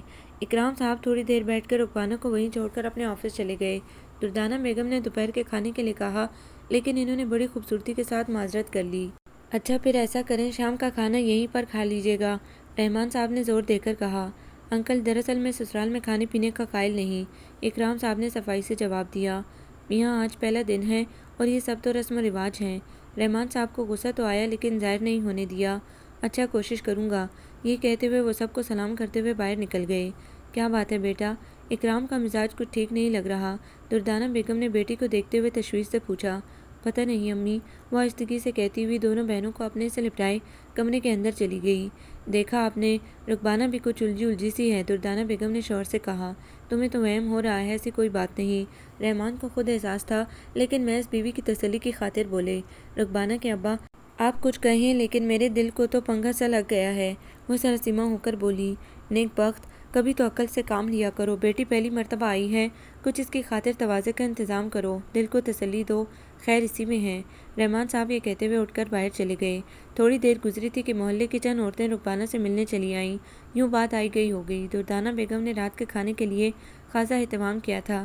رکبانہ خاموشی سے ماں کو سب کچھ کرتا دیکھ رہی تھی لیکن دل ہی دل میں سوچ بھی رہی تھی کہ پتہ نہیں اکرام صاحب کھانے پر رکتے بھی ہیں کہ نہیں۔ اور ہوا بھی یہی۔ کافی انتظار کے بعد رات گئے وہ آئے تو اتنی جلدی میں تھے کہ کھانا کھانے کا وقت ہی نہیں تھا۔ بیٹا اپنی بہن کو ساتھ لیتے آتے، دردانہ بیگم نے کہا۔ آنٹی، وہ بہت مصروف تھی، میں نے دفتر سے فون کر کے پوچھا تھا۔ رکبانہ، جلدی کرو، دیر ہو رہی ہے۔ کوٹ کے آستین اونچی کر کے گھڑی میں ٹائم دیکھتے ہوئے وہ بے چینی سے بولے۔ بیٹا، ابھی آپ کے انتظار میں کسی نے بھی کھانا نہیں کھایا، رکبانہ کو کھانا تو کھا لینے دو۔ دردانہ بیگم نے حیرت سے داماد کو دیکھا۔ گھر جا کر کھا لیں گی، دراصل کچھ لوگوں سے گھر پر کچھ لوگوں کو ملنے آنا ہے، اسی لیے جلدی پہنچنا ہے، یہ کہتے ہوئے انہوں نے جانے کے لیے قدم بڑھائے۔ اس تمام گفتگو کے دوران رحمان صاحب لاتعلق بیٹھے رہے۔ غصہ تو بہت آ رہا تھا لیکن فی الحال کوئی بدمزگی پیدا کرنا نہیں چاہتے تھے۔ رکبانہ بھی ماں باپ بہن بھائیوں سے مل کر بوجھل دل کے ساتھ باہر آ گئی۔ امی صبح سے کتنی مصروف تھیں اور پھر پیسے بھی کتنے خرچ ہوئے تھے۔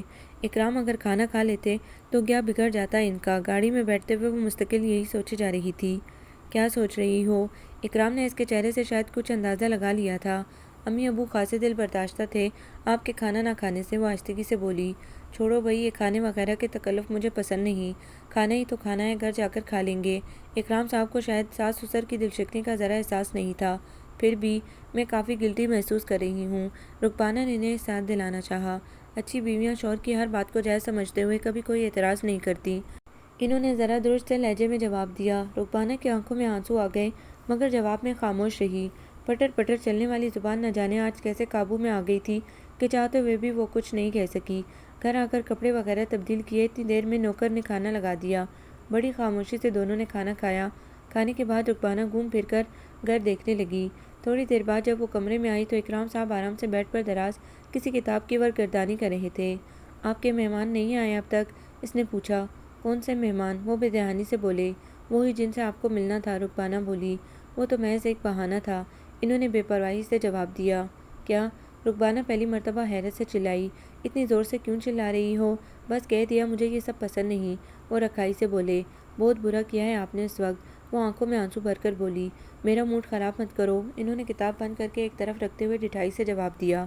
کم از کم مجھے آپ سے اس رویے کی امید ہرگز نہیں تھی، رکبانہ سسکتے ہوئے بولی۔ جواب میں اکرام صاحب خاموش رہے۔ تھوڑی دیر بعد جب رکبانہ کے آنسو تھمے تو خاموشی سے لائٹ بند کر کے بستر پر آ گئی۔ زیادہ بات بڑھانا نہیں چاہتی تھی لیکن ذہن بری طرح منتشر ہو گیا تھا اور پھر تھوڑی دیر بعد اکرام صاحب نے اپنی دل لبانے والی باتوں سے اسے اس حد تک نارمل کر لیا کہ وہ ان سے ادھر ادھر کی باتوں میں مصروف ہو گئی، اور تھوڑی دیر پہلے جو کچھ انہوں نے کہا تھا وہ بلا بیٹھی۔ آپ کی بہن یعنی آپا کب آئیں گی؟ باتوں کے دوران اس نے پوچھا۔ بات یہ ہے کہ میں اپنی پرائیویٹ لائف میں کسی کی دخل اندازی پسند نہیں کرتا، اس بات کو وہ بھی سمجھتی ہیں، اس لیے ادھر کم ہی آتی ہے، انہوں نے تفصیل بتائی۔ لیکن وہ آپ کی بہن ہے اور وہ بھی اکلوتی، رکبانہ نے حیرت سے کہا۔ وہی وہ اپنے گھر خوش میں اپنے گھر، کہانی ختم۔ اکرام صاحب نے بات ختم کی اور کروٹ لے کر آنکھیں موند لیں، اور رکبانہ حیرت سے آنکھیں کھولے انہیں دیکھتی رہ گئی۔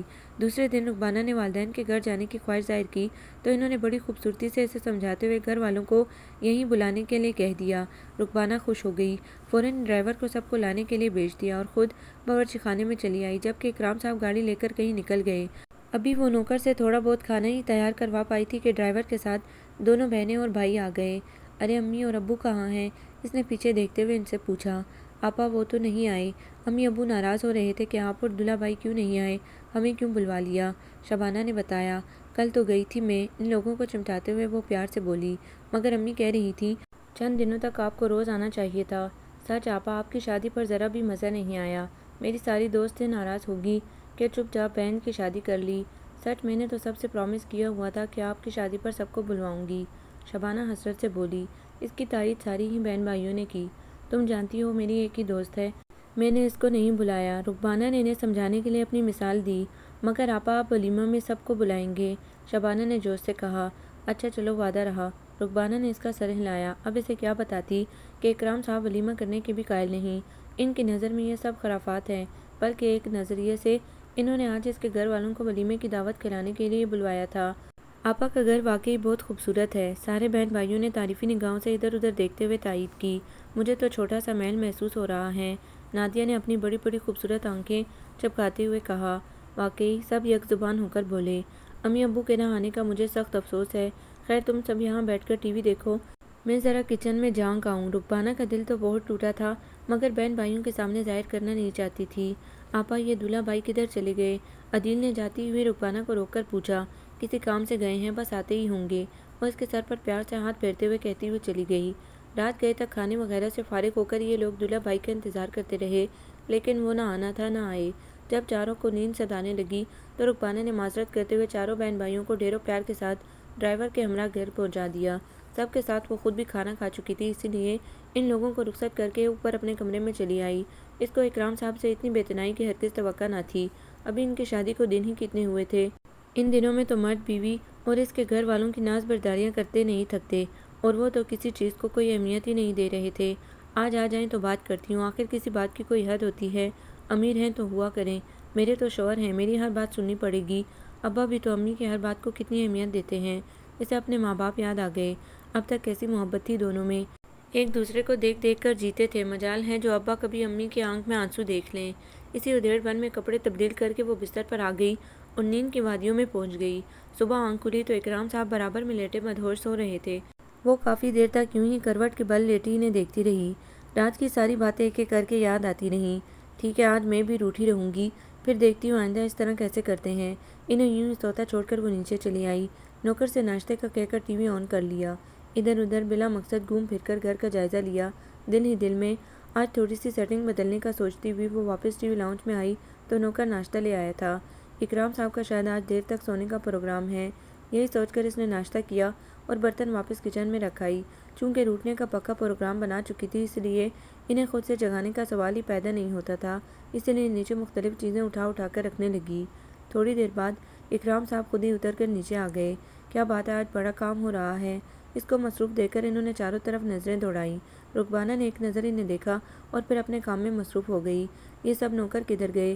ذرا ناشتے کے لیے کہہ دو، یہ کہتے ہوئے انہوں نے درمیانی ٹیبل پر رکھا اخبار اٹھا لیا۔ رکبانہ منہ سے کچھ نہیں بولی، خاموشی سے کچن کی طرف چلی گئی۔ ناشتے کے لیے کہہ کر اسی خاموشی میں وہ بیڈ روم میں چلی آئی، بیڈ کی چادر وغیرہ درست کر کے کپڑے نکالے اور نہانے کے لیے باتھ روم میں گھس گئی۔ ابھی وہ باتھ روم میں ہی تھی کہ کمرے سے کھٹر پٹر کی آواز آنے لگی۔ یقیناً اکرام صاحب ناشتے سے فارغ ہو کر اوپر آ گئے تھے، وہ جان بوجھ کر دیر میں نکلی۔ اچھا انہیں بھی انتظار کی زحمت کا پتہ چلے، لیکن یہ دیکھ کر وہ حیران رہ گئی کہ اس کے باہر آنے تک وہ شاید نیچے جا چکے تھے۔ جلدی سے نیچے اتری تو وہ وہاں پر بھی نہ تھے، بلکہ گراج میں ان کی گاڑی بھی موجود نہ تھی۔ چوکیدار سے پوچھنے پر پتہ چلا کہ وہ کہیں گئے ہیں بغیر بتائے۔ اتنی بے حسی ذلت کے احساس سے رکبانہ کی آنکھوں میں آنسو آ گئے۔ دل چاہا دوڑ کر جائے اور امی کے بازو میں منہ چھپا کر اتنا روئے کہ دل کا سارا بوجھ ہلکا ہو جائے، مگر یہ ناممکن تھا۔ سارے پر کٹ چکے تھے، سارے راستے بند ہو چکے تھے۔ گھٹن کا احساس بڑا شدید تھا۔ ابھی جو نہا دھو کر فریش ہوئی تھی، سب کچھ برگندہ سا لگ رہا تھا۔ الٹے قدموں واپس آئی اور مٹی کی ڈھیر کی طرح بستر پر ڈہ گئی۔ نہ معلوم کتنا وقت گزر گیا، پتہ ہی نہ چلا۔ آنسو بڑے تواتر سے بہتے رہے، لیکن کوئی نہ تھا جو ان آنسوؤں کی قیمت کو سمجھ سکتا یا اپنے آنچل میں سمیٹ لیتا، قیمتی موتیوں کی طرح۔ یا اللہ، کیا سب کے ساتھ ایسا ہی ہوتا ہے؟ روتے روتے وہ گھبرا کر اٹھ بیٹھی۔ اس وقت تقریباً 1 بج رہا تھا۔ رونے سے سر میں بڑا سخت درد محسوس ہوا۔ چکرا کر وہ پھر لیٹ گئی۔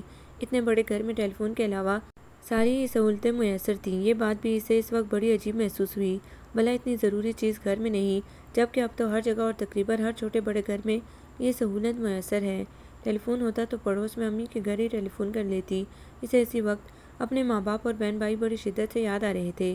سارا دن وہ کسی زخمی پرندے کی طرح سارے گھر میں چکراتی پھرتی، کھانے پینے کا بھی ہوش نہ تھا۔ اتنا بڑا بائیں بائیں کرتا گھر آصف زدہ محسوس ہو رہا تھا۔ خدا خدا کر کے رات تک اکرام صاحب کی واپسی ہوئی۔ ان کی گاڑی کا ہارن سنتے ہی وہ پاگلوں کی طرح کمرے سے نکل کر بھاگی۔ کیا بات ہے، یہ کیا حالت بنا رکھی ہے؟ انہوں نے ناگواری سے اس کے اجڑے ہوئے چہرے کو دیکھا۔ کہاں تھے آپ؟ کہاں گئے تھے؟ وہ آپ کی بہن کہاں ہیں؟ ان کے گلے میں تقریباً جھولتے ہوئے ضیانی انداز میں چیخی۔ خاموش، یہ کیا بدتمیزی ہے؟ اسے دھکا دیتے ہوئے وہ دھاڑے۔ آپ جو کر رہے ہیں وہ نہیں دیکھتے؟ اس نے بے بسی سے قریب پڑے صوفے کا سہارا لیا۔ میں نے کیا کیا ہے؟ میرا دماغ مت خراب کرو اور جا کر اپنا حلیہ ٹھیک کرو۔ اسے حکم دیتے ہوئے وہ کھٹ کھٹ کرتے سیڑھیاں چڑھ گئے۔ رکبانہ حیرت سے ان کی پشت کو تکتی رہ گئی، لیکن بے نیازی سے جا رہے تھے وہ۔ اس کے آنسو کا ذرا بھی اثر نہیں ہوا تھا ان پر۔ وہ تڑپ کر خود بھی ان کے پیچھے چل دی۔ اب کیا ہوا؟ اس کو اپنے پیچھے آتا دیکھ کر وہ تیوری چڑھا کر بولے، آخر آپ مجھے اور میرے گھر والوں کو کیوں اس طرح نظر انداز کر رہے ہیں؟ کتنی منتوں سے شادی کی تھی آپ نے میرے ساتھ، اور وہ آپ کی بہن کہاں غائب ہو گئی؟ کوئی اس طرح بھی نہیں دلہن کے ساتھ سلوک کرتا ہے؟ وحشت سے اپنی پوری آنکھیں کھولے وہ مجسم سوال بنی کھڑی تھی۔ رکبانہ، اپنی حد میں رہو۔ شادی کرنے کا یہ مطلب ہرگز نہیں کہ میں تمہارے اور تمہارے گھر والوں کے اشاروں پر ناچوں۔ میں اپنی زندگی میں کسی قسم کی دخل اندازی پسند نہیں کرتا۔ وہ کوڑا سا جواب دے کر کمرے میں چلے گئے۔ رکبانہ کو ایسا لگا جیسے اسے کسی نے بڑی اونچائی سے نیچے دھکا دیا ہو۔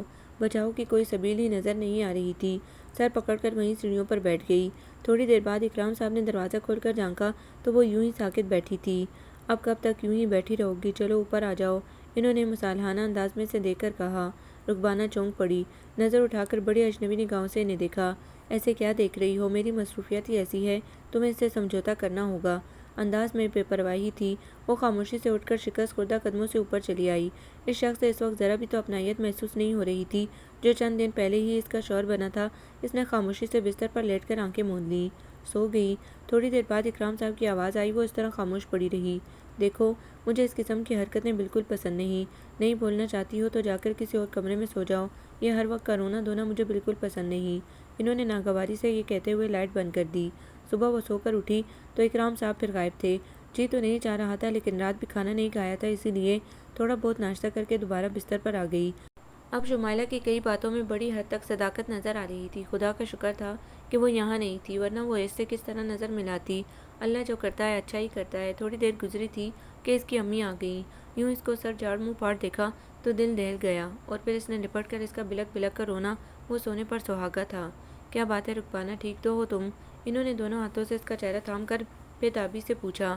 آپ لوگ تو بھول گئے مجھے بالکل، کل سے میں آپ کا کتنا انتظار کر رہی تھی۔ وہ سسکیاں لیتے ہوئے پھر سے ان سے لپٹ گئی۔ میں وہاں تمہارا انتظار کرتی رہی، تم آئی کیوں نہیں کل؟ انہوں نے الٹا اسی سے سوال کر ڈالا۔ پتہ نہیں آپ کو، بڑے لوگ کتنے مصروف ہوتے ہیں، وہ اذیانی انداز میں بولی۔ رکبانہ میری بچی، سچ سچ بتاؤ کیا بات ہے؟ انہوں نے اسے چمٹاتے ہوئے لرزتی آواز میں پوچھا۔ عجیب پاگلوں جیسی حالت ہو رہی تھی اس کی۔ امی بس مجھے یہاں سے لے چلیں، میں نہیں رہ سکتی یہاں پر۔ اس نے ماں کا ہاتھ پکڑ کر کھینچا۔ ایسے نہیں رکبانہ، اکرام سے پوچھ کر چلنا بری بات ہے بیٹا، اچھی بیویاں ہر کام اپنے شوہر سے پوچھ کر کرتی ہیں۔ ان کے اندر کی روایتی عورت بول اٹھی۔ کیسا شوہر؟ کس کا شوہر؟ ایسے ہوتے ہیں شوہر؟ بس میں 1 منٹ نہیں رک سکتی، میں آپ کے ساتھ جاؤں گی۔ خدا کے واسطے امی، آپ مجھے چھوڑ کر مت جائیے گا۔ اس نے مضبوطی سے ماں کو پکڑ لیا۔ بیٹا سنبھالو اپنے آپ کو اور مجھے صاف صاف بتاؤ کہ بات کیا ہے۔ اکرام نے کچھ کہا ہے کیا؟ انہوں نے اسے قریب بٹھاتے ہوئے سر پر ہاتھ پھیرتے ہوئے پوچھا۔ کچھ بھی نہیں کہا انہوں نے، بس میں آپ کے ساتھ جاؤں گی۔ وہ ان کی گود میں منہ چھپا کر پھر بلک پڑی۔ کیا لڑائی ہو گئی اکرام سے؟ انہوں نے آہستگی سے پوچھا۔ امی کچھ نہیں ہوا، بس میں یہاں رہنا نہیں چاہتی، میرا دم گھٹ جائے گا، مجھے اپنی وہی زندگی چاہیے، اپنے گھر کی۔ رکبانہ وحشت زدہ نگاہوں سے ماں کو دیکھ کر بولی، بیٹی اب یہ تمہارا گھر ہے، بڑے آدمی کی بیوی بننے کے لیے دل بڑا کرنا پڑتا ہے، ہر طبقے کے اپنے کچھ اصول اور ضابطے ہوتے ہیں، تم تو چند دن میں ہی گھبرا گئیں۔ انہوں نے شکستہ انداز میں بیٹی کو سمجھایا۔ امی میرا دل اتنا بڑا نہیں، وہ تو پھٹ جائے گا بڑا ہونے کی کوشش میں مر جاؤں گی امی، میں مر جاؤں گی۔ رکبانہ نے ملتجانہ انداز میں ماں کے دونوں ہاتھ تھام لیے۔ خدا نہ کرے بیٹی، کیسے بدفعلی منہ سے نکال رہی ہو۔ تمہاری خواہش کو دیکھتے ہوئے میں نے یہ رشتہ کیا تھا، ماں ہوں نہ، تمہارے دل کا رتی رتی حال معلوم تھا مجھے۔ انہی سب چیزوں کی خواہش تو تھی تمہارے دل میں بیٹا، اللہ نے اگر اب تمہیں تمہاری خواہش کے مطابق یہ سب کچھ تمہیں دے دیا ہے تو اس طرح ناشکرا پن نہیں کرو۔ چلو اٹھو، اچھی بیٹیوں کی طرح اٹھ کر منہ ہاتھ دھو، اپنا آپ ٹھیک کرو، پھر دونوں ماں بیٹیاں بیٹھ کر باتیں کریں گے۔ انہوں نے اسے سمجھاتے ہوئے اٹھایا۔ تو کیا آپ مجھے اپنے ساتھ لے کر نہیں جائیں گی؟ ماں کی ساری باتوں کا یہی مطلب نکالا تھا اس نے۔ کیوں نہیں لے کر جاؤں گی؟ شادی کے بعد بیٹیاں کیا میکے رہنے جاتی نہیں ہیں؟ تم بھی چلنا، 2-4 دن رہ آنا۔ انہوں نے اسے پیار سے سمجھایا۔ بس 2-4 دن؟ امی میں ہمیشہ کے لیے جانا چاہتی ہوں، آپ نہیں لے جائیں گی تو میں کہیں اور چلی جاؤں گی، رکبانہ نے تلخی سے ماں کو جواب دیا۔ پاگل مت بنو رکبانہ، گھر کے نوکر چاکر تمہاری حالت اور یہ باتیں سن کر کیا سوچیں گے؟ چلو جلدی سے اپنا حلیہ درست کرو، اور یہ اکرام کب تک آئیں گے؟ انہوں نے بیٹی کو تقریباً جھڑکتے ہوئے پوچھا۔ پتہ نہیں، ناگواری سے کہتے ہوئے وہ باتھ روم میں چلی گئی۔ دل میں پکا ارادہ کر چکی تھی کہ اگر ماں نہیں لے گئی تو وہ کہیں اور کسی کے بھی پاس چلی جائے گی، مگر یہاں نہیں رہے گی۔ کوٹھی کی اونچی اونچی دیواریں اسے اپنے اوپر گرتی ہوئی محسوس ہو رہی تھیں، جن کے ملبے تلے دب کر وہ دم توڑنا نہیں چاہتی تھی۔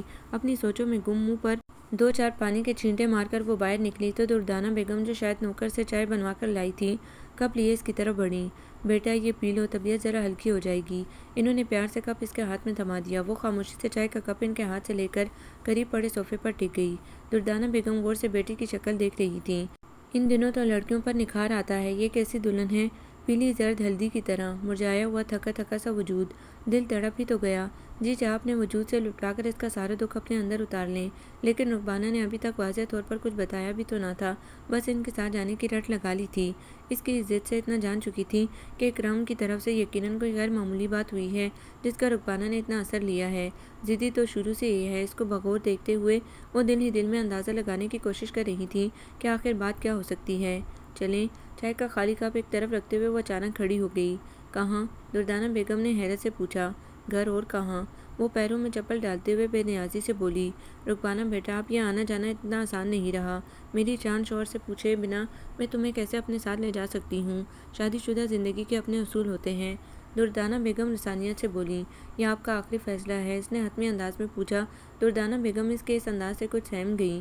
اچھا اوپر آؤ، ذرا تفصیل سے بتاؤ کہ آخر اس طرح جانے کی ضد کرنے کی وجہ کیا ہے؟ انہوں نے ہاتھ پکڑ کر اس کو اپنے قریب بٹھا لیا۔ امی یہ سب میں آپ کو وہیں پر چل کر بتاؤں گی۔ رکبانہ پھر آبدیدہ ہو چلی تھی۔ نہیں، پہلے تم مجھے سب تفصیل سے بتاؤ، آخر مجھے بھی تو اکرام کو جواب دینا پڑے گا کہ میں تمہیں کیوں یہاں سے پوچھے بغیر لے گئی۔ امی اکرام صاحب کا رویہ میرے ساتھ ٹھیک نہیں، میں اس لیے ان کے ساتھ رہنا نہیں چاہتی، بس بات اتنی ہے، رکبانہ نے مختصراً بتایا۔ تمہاری نند کہاں ہے؟ پہلے میں ان سے بات کروں گی، وہ بھائی کو سمجھائیں گی۔ رویہ ٹھیک نہیں بیٹا، یہ کوئی اتنی بڑی بات تو نہیں کہ تم ناراض ہو کے میکے جا بیٹھو۔ شادی کے بعد گھر بنانے کے لیے لوہے کے چنے چبانے پڑتے ہیں، اور تم اتنی سی بات پر دل چھوٹا کر بیٹھی۔ دردانہ بیگم نے اپنے تجربے کی روشنی میں بیٹی کو سمجھایا۔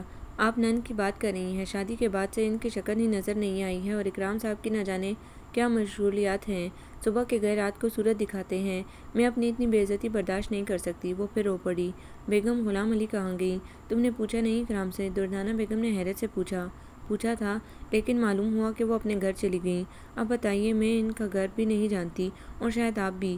امی سچ کہہ رہی ہوں، مجھے بڑا عجیب سا محسوس ہو رہا ہے، یوں لگ رہا ہے جیسے میں کسی بہت بڑے طوفان میں گر گئی ہوں اور اب بچ نکلنے کا کوئی راستہ نہیں رہا ہو۔ چلیے یہاں سے نکل چلیں، مجھے سخت وحشت ہو رہی ہے۔ اس نے ماں کا ہاتھ پکڑ کر کھینچا۔ پاگل مت بنو، اس طرح گھر بار چھوڑ کر جاؤ گی تو اپنا ہی سب کچھ بگاڑ لو گی۔ آج میں اس وقت تک تمہارے پاس رہوں گی جب تک اکرام نہیں آ جاتے۔ دردانہ بیگم نے بیٹی کو تسلی دی، حالانکہ ان کا اپنا دل گھبرانے لگا تھا۔ ایک تو بیٹی کی حالت دیکھ کر اور دوسرا اتنا بڑا ویران سا گھر دیکھ کر دونوں نوکر بھی نہ جانے کدھر تھے۔ اس وقت اگر سوئی بھی گر جاتی تو اس کی آواز بھی صاف سنائی دیتی، اتنا سناٹا تھا گھر میں۔ ٹھیک آپ خود دیکھ لیں تو زیادہ بہتر ہے، لیکن شرط یہی ہے کہ میں آپ کے ساتھ ضرور جاؤں گی، وہ حتمی انداز میں کہتے ہوئے وہیں صوفے پر نیم دراز ہو گئی۔ مگر اللہ جانے کیا بات ہوئی کہ ابھی 1:30 بجا تھا کہ اکرام صاحب کی گاڑی کا ہارن سنائی دیا۔ رکبانہ سنبھل کر اٹھ کر بیٹھ گئی۔ دیکھو جا کر، شاید اکرام آئے ہیں۔ گیٹ کھلنے کے اور بند ہونے کی آواز سن کر دردانہ بیگم نے بیٹی سے کہا، جس کو اس نے سنی انسنی کر دیا۔ 2-4 منٹ بعد اکرام دروازہ کھول کر اندر داخل ہوئے۔ دردانہ بیگم کو دیکھ کر چونکے ضرور، لیکن پھر جلدی سنبھل کر سلام کیا۔ جیتے رہو۔ انہوں نے کھڑے ہو کر ان کے سر پر ہاتھ پھیرا۔ کب آئیں آپ؟ اکرام بڑے اخلاق سے بولے۔ کافی دیر ہو گئی، تم دونوں کا کافی انتظار کیا، فکر ہو گئی تھی اس لیے چلی آئی۔ انہوں نے بیٹی داماد کو دیکھتے ہوئے بتایا۔ بس آنٹی، مصروفیت ہی کچھ ایسی ہے کہ اب بھی بڑی مشکل سے وقت نکال کر آیا ہوں۔ دراصل صبح کچھ کاغذات بھول گیا تھا، وہی لینے تھے۔ اکرام صاحب دردانہ بیگم کے سامنے ہی بیٹھ گئے۔ رکبانہ پانی تو پلواؤ۔ انہوں نے رکبانہ کو مخاطب کیا، لیکن درزیدہ نگاہ سے اس کا سوجا ہوا چہرہ دیکھا۔ کھانا کھا کر جاؤ گے؟ رکبانہ کو کچن کی طرف جاتا دیکھ کر دردانہ بیگم نے داماد سے پوچھا۔ نہیں آنٹی، اتنا وقت کہاں، بس پانی پی لوں تو کاغذات لے کر واپس جاتا ہوں۔ آپ بیٹھیے، کھانا وغیرہ کھا کر جائیے گا، اکرام صاحب نے دردانہ بیگم سے کہا۔ بیٹا، دراصل میں رکبانہ کو چند دنوں کے لیے اپنے ساتھ لے جانا چاہ رہی تھی۔ ابھی نئی نئی چھٹی ہے نا، سب گھر میں اسے یاد کر رہے ہیں۔ 2-4 دن بعد انشاءاللہ میں خود چھوڑ کر چلی جاؤں گی۔ دردانہ بیگم التجا بھرے انداز میں بولی۔ کوئی بات نہیں آنٹی، بے شک آپ جتنے دن کے لیے چاہیں لے جائیں۔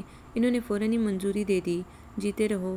دردانہ بیگم خوش ہو گئیں، ورنہ رکبانہ جس انداز سے ان کے ساتھ جانے کی ضد کر رہی تھی، وہ اگر اکرام اجازت نہ دیتے تو کس طرح رکبانہ کو ساتھ لے کر جا سکتی تھی، اور رکبانہ کی کیفیت دیکھ کر انہیں یقین تھا کہ وہ کسی طور پر رکنے والی نہیں۔ رکبانہ تو واپس نہیں آئی، البتہ نوکر پانی کا گلاس لیے چلا آیا۔ پانی پی کر دردانہ بیگم سے معذرت کرتے ہوئے اکرام اوپر اپنے کمرے میں چلے گئے اور تھوڑی دیر بعد ہی کچھ فائلیں اٹھائے واپس نیچے آ گئے۔ اچھا آنٹی، اب مجھے اجازت دیں۔ انہوں نے دردانہ بیگم سے اجازت چاہی۔ ٹھیک ہے، اللہ خیریت سے واپس لائے۔ بیٹا رکبانہ کہاں ہے؟ وہ سمجھی تھی رکبانہ بھی اپنے کمرے میں ہوگی۔ پتہ نہیں آنٹی، اوپر کمرے میں تو نہیں ہے، یہیں کہیں ہوگی۔ آپ بیٹھیں، ابھی آ جائے گی۔ یہ کہتے ہوئے وہ باہر نکل گئے۔ دردانہ بیگم کو حیرت ہوئی، بیوی کو نہ دیکھا نہ پوچھا، کس طرح بے پرواہ ہو کر بات کی تھی انہوں نے۔ بیٹی یکدم ہی اپنے موقف میں حق بجانب نظر آنے لگی۔ ذرا بھی تو پرواہ نہیں کی تھی اکرام نے اس وقت اس کی شکل دیکھ کر یا اس طرح اٹھ کر غائب ہو جانے کی۔ واہ ری بیٹی، تو بھی کیا چیز ہے، اسی دن کے لیے اس قدر ناز نخروں سے پالتے ہیں والدین تجھے۔ دردانہ بیگم دکھی دل سے سوچتے ہوئے گھر میں ادھر ادھر رکبانہ کو تلاش کرنے لگی، مگر چند منٹ بعد وہ خود ہی کہیں سے نکل کر آ گئی۔ چلیں امی؟ اس نے پر امید نگاہوں سے ماں کو دیکھا۔ ہاں چلو، وہ اپنی سوچوں سے چونکتے ہوئے جلدی سے بولی۔ نہال؟ رکبانہ نے چلتے چلتے رک کر نوکر کو آواز دی۔ جی؟ وہ ایک ہی آواز میں دوڑا چلا آیا۔ تمہارے صاحب آ جائیں تو ان سے کہہ دینا کہ میں جس طرح خالی ہاتھ اس گھر میں آئی تھی اسی طرح جا رہی ہوں۔ دیکھ لو میرے دونوں ہاتھ خالی ہیں۔ اس نے اپنے دونوں ہاتھ نہال کے آگے کر دیے۔ رکبانہ، یہ کیا بدتمیزی ہے؟ دردانہ بیگم کو بیٹی کی دماغی حالت پر شبہ ہونے لگا تھا۔ یہ بدتمیزی نہیں امی، حقیقت ہے، اور جو حقیقت سے نگاہیں چراتا ہے وہ ہماری طرح ٹھوکر کھاتا ہے۔ یہ کہتے ہوئے وہ ماں کا ہاتھ پکڑ کر تیزی سے گھر سے باہر نکلتی چلی گئی۔ گھر پہنچ کر وہ دیوانوں کی طرح ایک ایک بہن بھائی سے لپٹ گئی، جیسے برسوں بعد ملی ہو۔ آزادی کا بڑا انوکھا اور نیا نیا احساس دل میں اجاگر ہو رہا تھا۔ سینے میں گھٹی ہوئی سانس جیسے بڑے سکون سے باہر نکلی تھی اور اپنا آپ ہلکا پھلکا محسوس ہو رہا تھا۔ سارے گھر میں وہ کسی پرندے کی طرح چہچہاتی پھر رہی تھی۔ تمام بکھری چیزوں کو بڑے پیار سے سمیٹتے ہوئے وہ محبت بھرے انداز میں بہنوں کو ڈانٹتی بھی جا رہی تھی۔ دردانہ بیگم خاموشی سے بیٹی کی ایک ایک حرکات و سکنات کا جائزہ لے رہی تھی۔ امی، اب ہم دوبارہ اپنی اسی پرانے گھر میں واپس چلے جائیں گے۔ کتنا سکون تھا ہمارے اس چھوٹے سے گھر میں۔ ابا آ جائیں تو ان سے کہیے گا کرایہ داروں کو نوٹس دے دیں۔ اس نے پلٹ کر خاموش بیٹھی ماں کو مخاطب کیا۔ اچھا، وہ اس وقت اس سے کچھ کہنا نہیں چاہتی تھی۔ آپا، آپ کا دل اب اس چھوٹے سے گندے سے گھر میں آنے کو چاہتا تو نہیں ہوگا، امی لے آئی ہوں گی زبردستی۔ شبانہ نے کچن سے نکلتے ہوئے مسکرا کر بہن کو مخاطب کیا۔ کیوں؟ اب کیا ہوا پگلی، ہماری زندگی کے اساس یہی چھوٹا سا گھر ہے، جو سکون یہاں پر ہے وہ اس آصف زدہ محل میں کہاں؟ اس نے پیار سے شبانہ کے سر پر چپت لگائی۔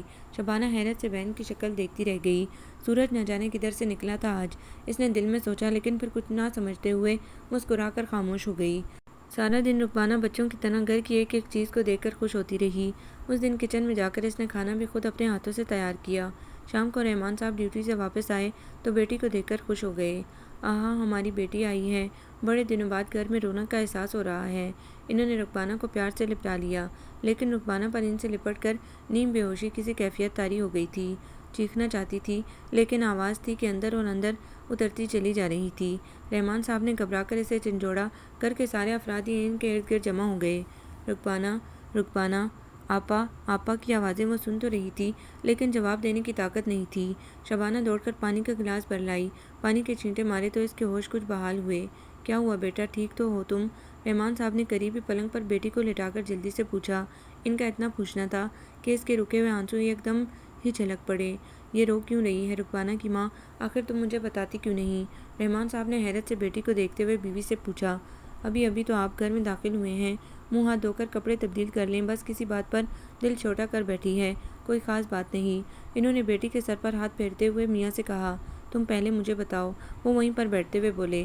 چلو تم سب اپنا اپنا کام کرو جا کر۔ دردانہ بیگم نے پریشان کھڑے چاروں بچوں کو ڈانٹتے ہوئے وہاں سے ہٹانے کے لیے کہا۔ چاروں خاموشی سے ادھر ادھر ہو گئے لیکن رکبانہ کی حالت نے ان سب کو مضطرب کر دیا تھا۔ ہاں بتاؤ کیا بات ہے؟ رحمان صاحب نے بےتابی سے پوچھا۔ اب کیا بتاؤں آپ کو؟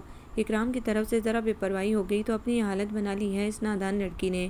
دردانہ بیگم نے شوہر کو مطمئن کرنے کے لیے حالات کو مختصر کر دیا۔ امی ذرا سی بے پرواہی، مجھے اس وقت آپ کی بات سن کر سخت افسوس ہو رہا ہے۔ ابو میں بتاتی ہوں آپ کو، میری حیثیت اس گھر میں محض ایک راستے میں پڑے پتھر سے زیادہ نہیں، کسی کو میرا خیال ہی نہیں، اور پھر اتنا پراسرار سا ماحول۔ بیگم غلام علی جو رشتے میں میری نند ہوتی ہیں، شادی والے دن سے ایسی غائب ہوئی ہیں کہ آج تک ان کی شکل ہی نظر نہیں آئی۔ سچ کہتی ہوں ابو، ضرور اندر کوئی بات ہے، میرا دل گواہی دیتا ہے۔ خدا کے واسطے آپ مجھے دوبارہ وہاں جانے کے لیے نہیں کہیے گا، خوف آ رہا ہے مجھے اس کے تصور سے۔ وہ باپ سے لپٹ کر رو پڑی۔ رحمان صاحب نے بیٹی کی پیٹھ پر تھپکی دی۔ نہ بیٹا، روتے نہیں، میں خود اکرام صاحب سے بات کروں گا۔ میری بیٹی کوئی گری پڑی ہے جو وہ اس کی اتنی ناقدری کر رہے ہیں، تم آرام سے یہاں رہو، انہوں نے اسے تسلی دی۔ ابو، میرے ابو، وہ ان کی تسلی پر مزید بلک پڑی۔ رکبانہ، باپ ابھی دفتر سے تھکے آئے ہیں، کم از کم انہیں کھانا تو کھا لینے دو۔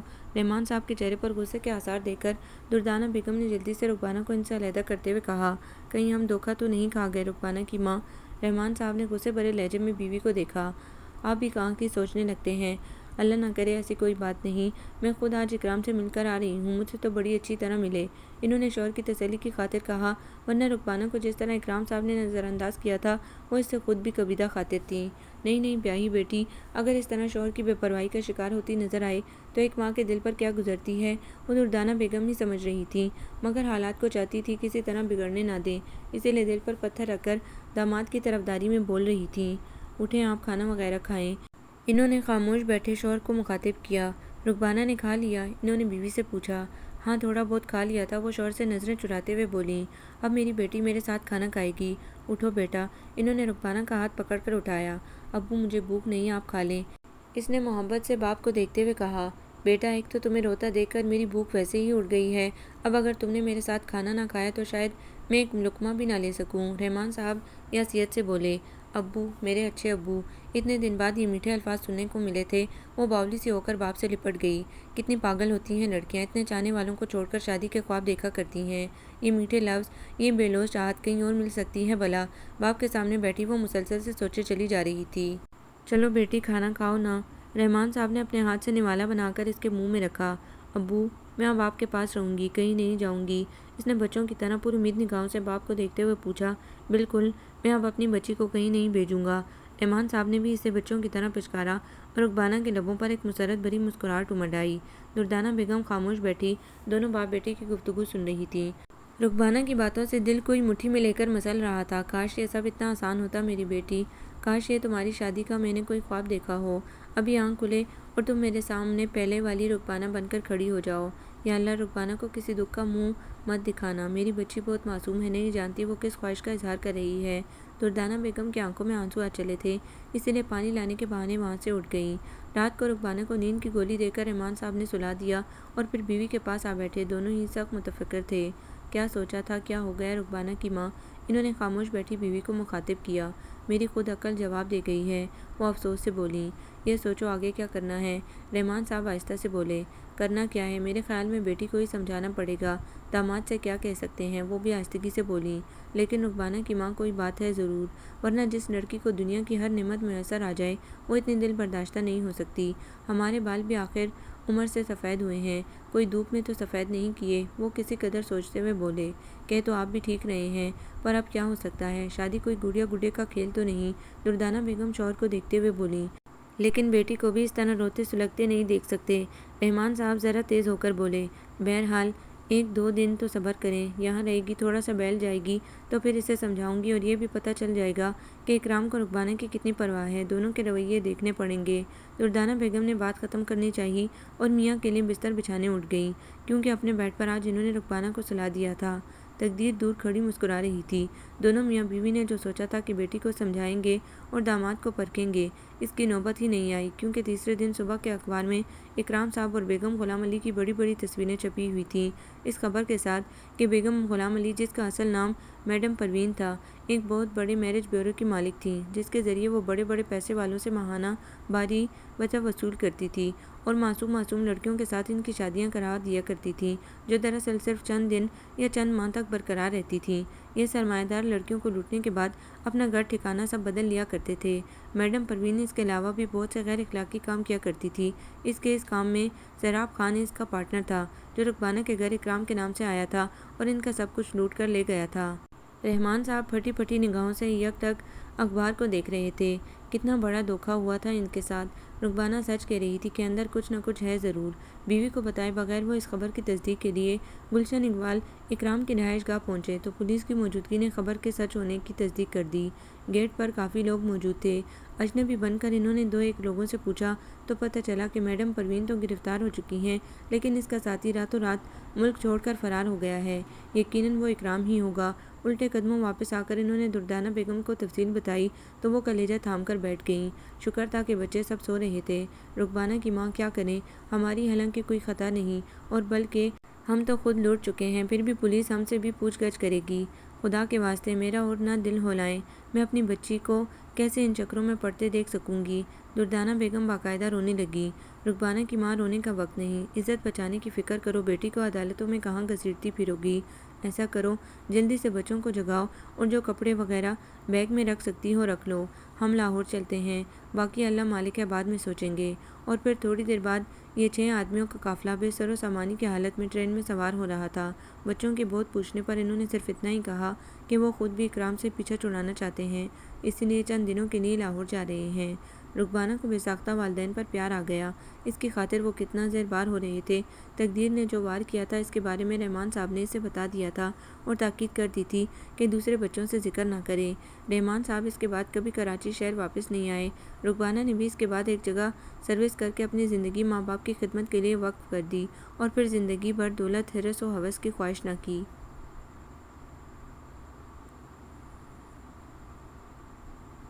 آپ کو یہ ناول کیسا لگا؟ کمنٹس میں اپنی رائے ضرور دیں۔ ہمارے چینل کو لائک کریں، سبسکرائب کریں، شیئر کریں۔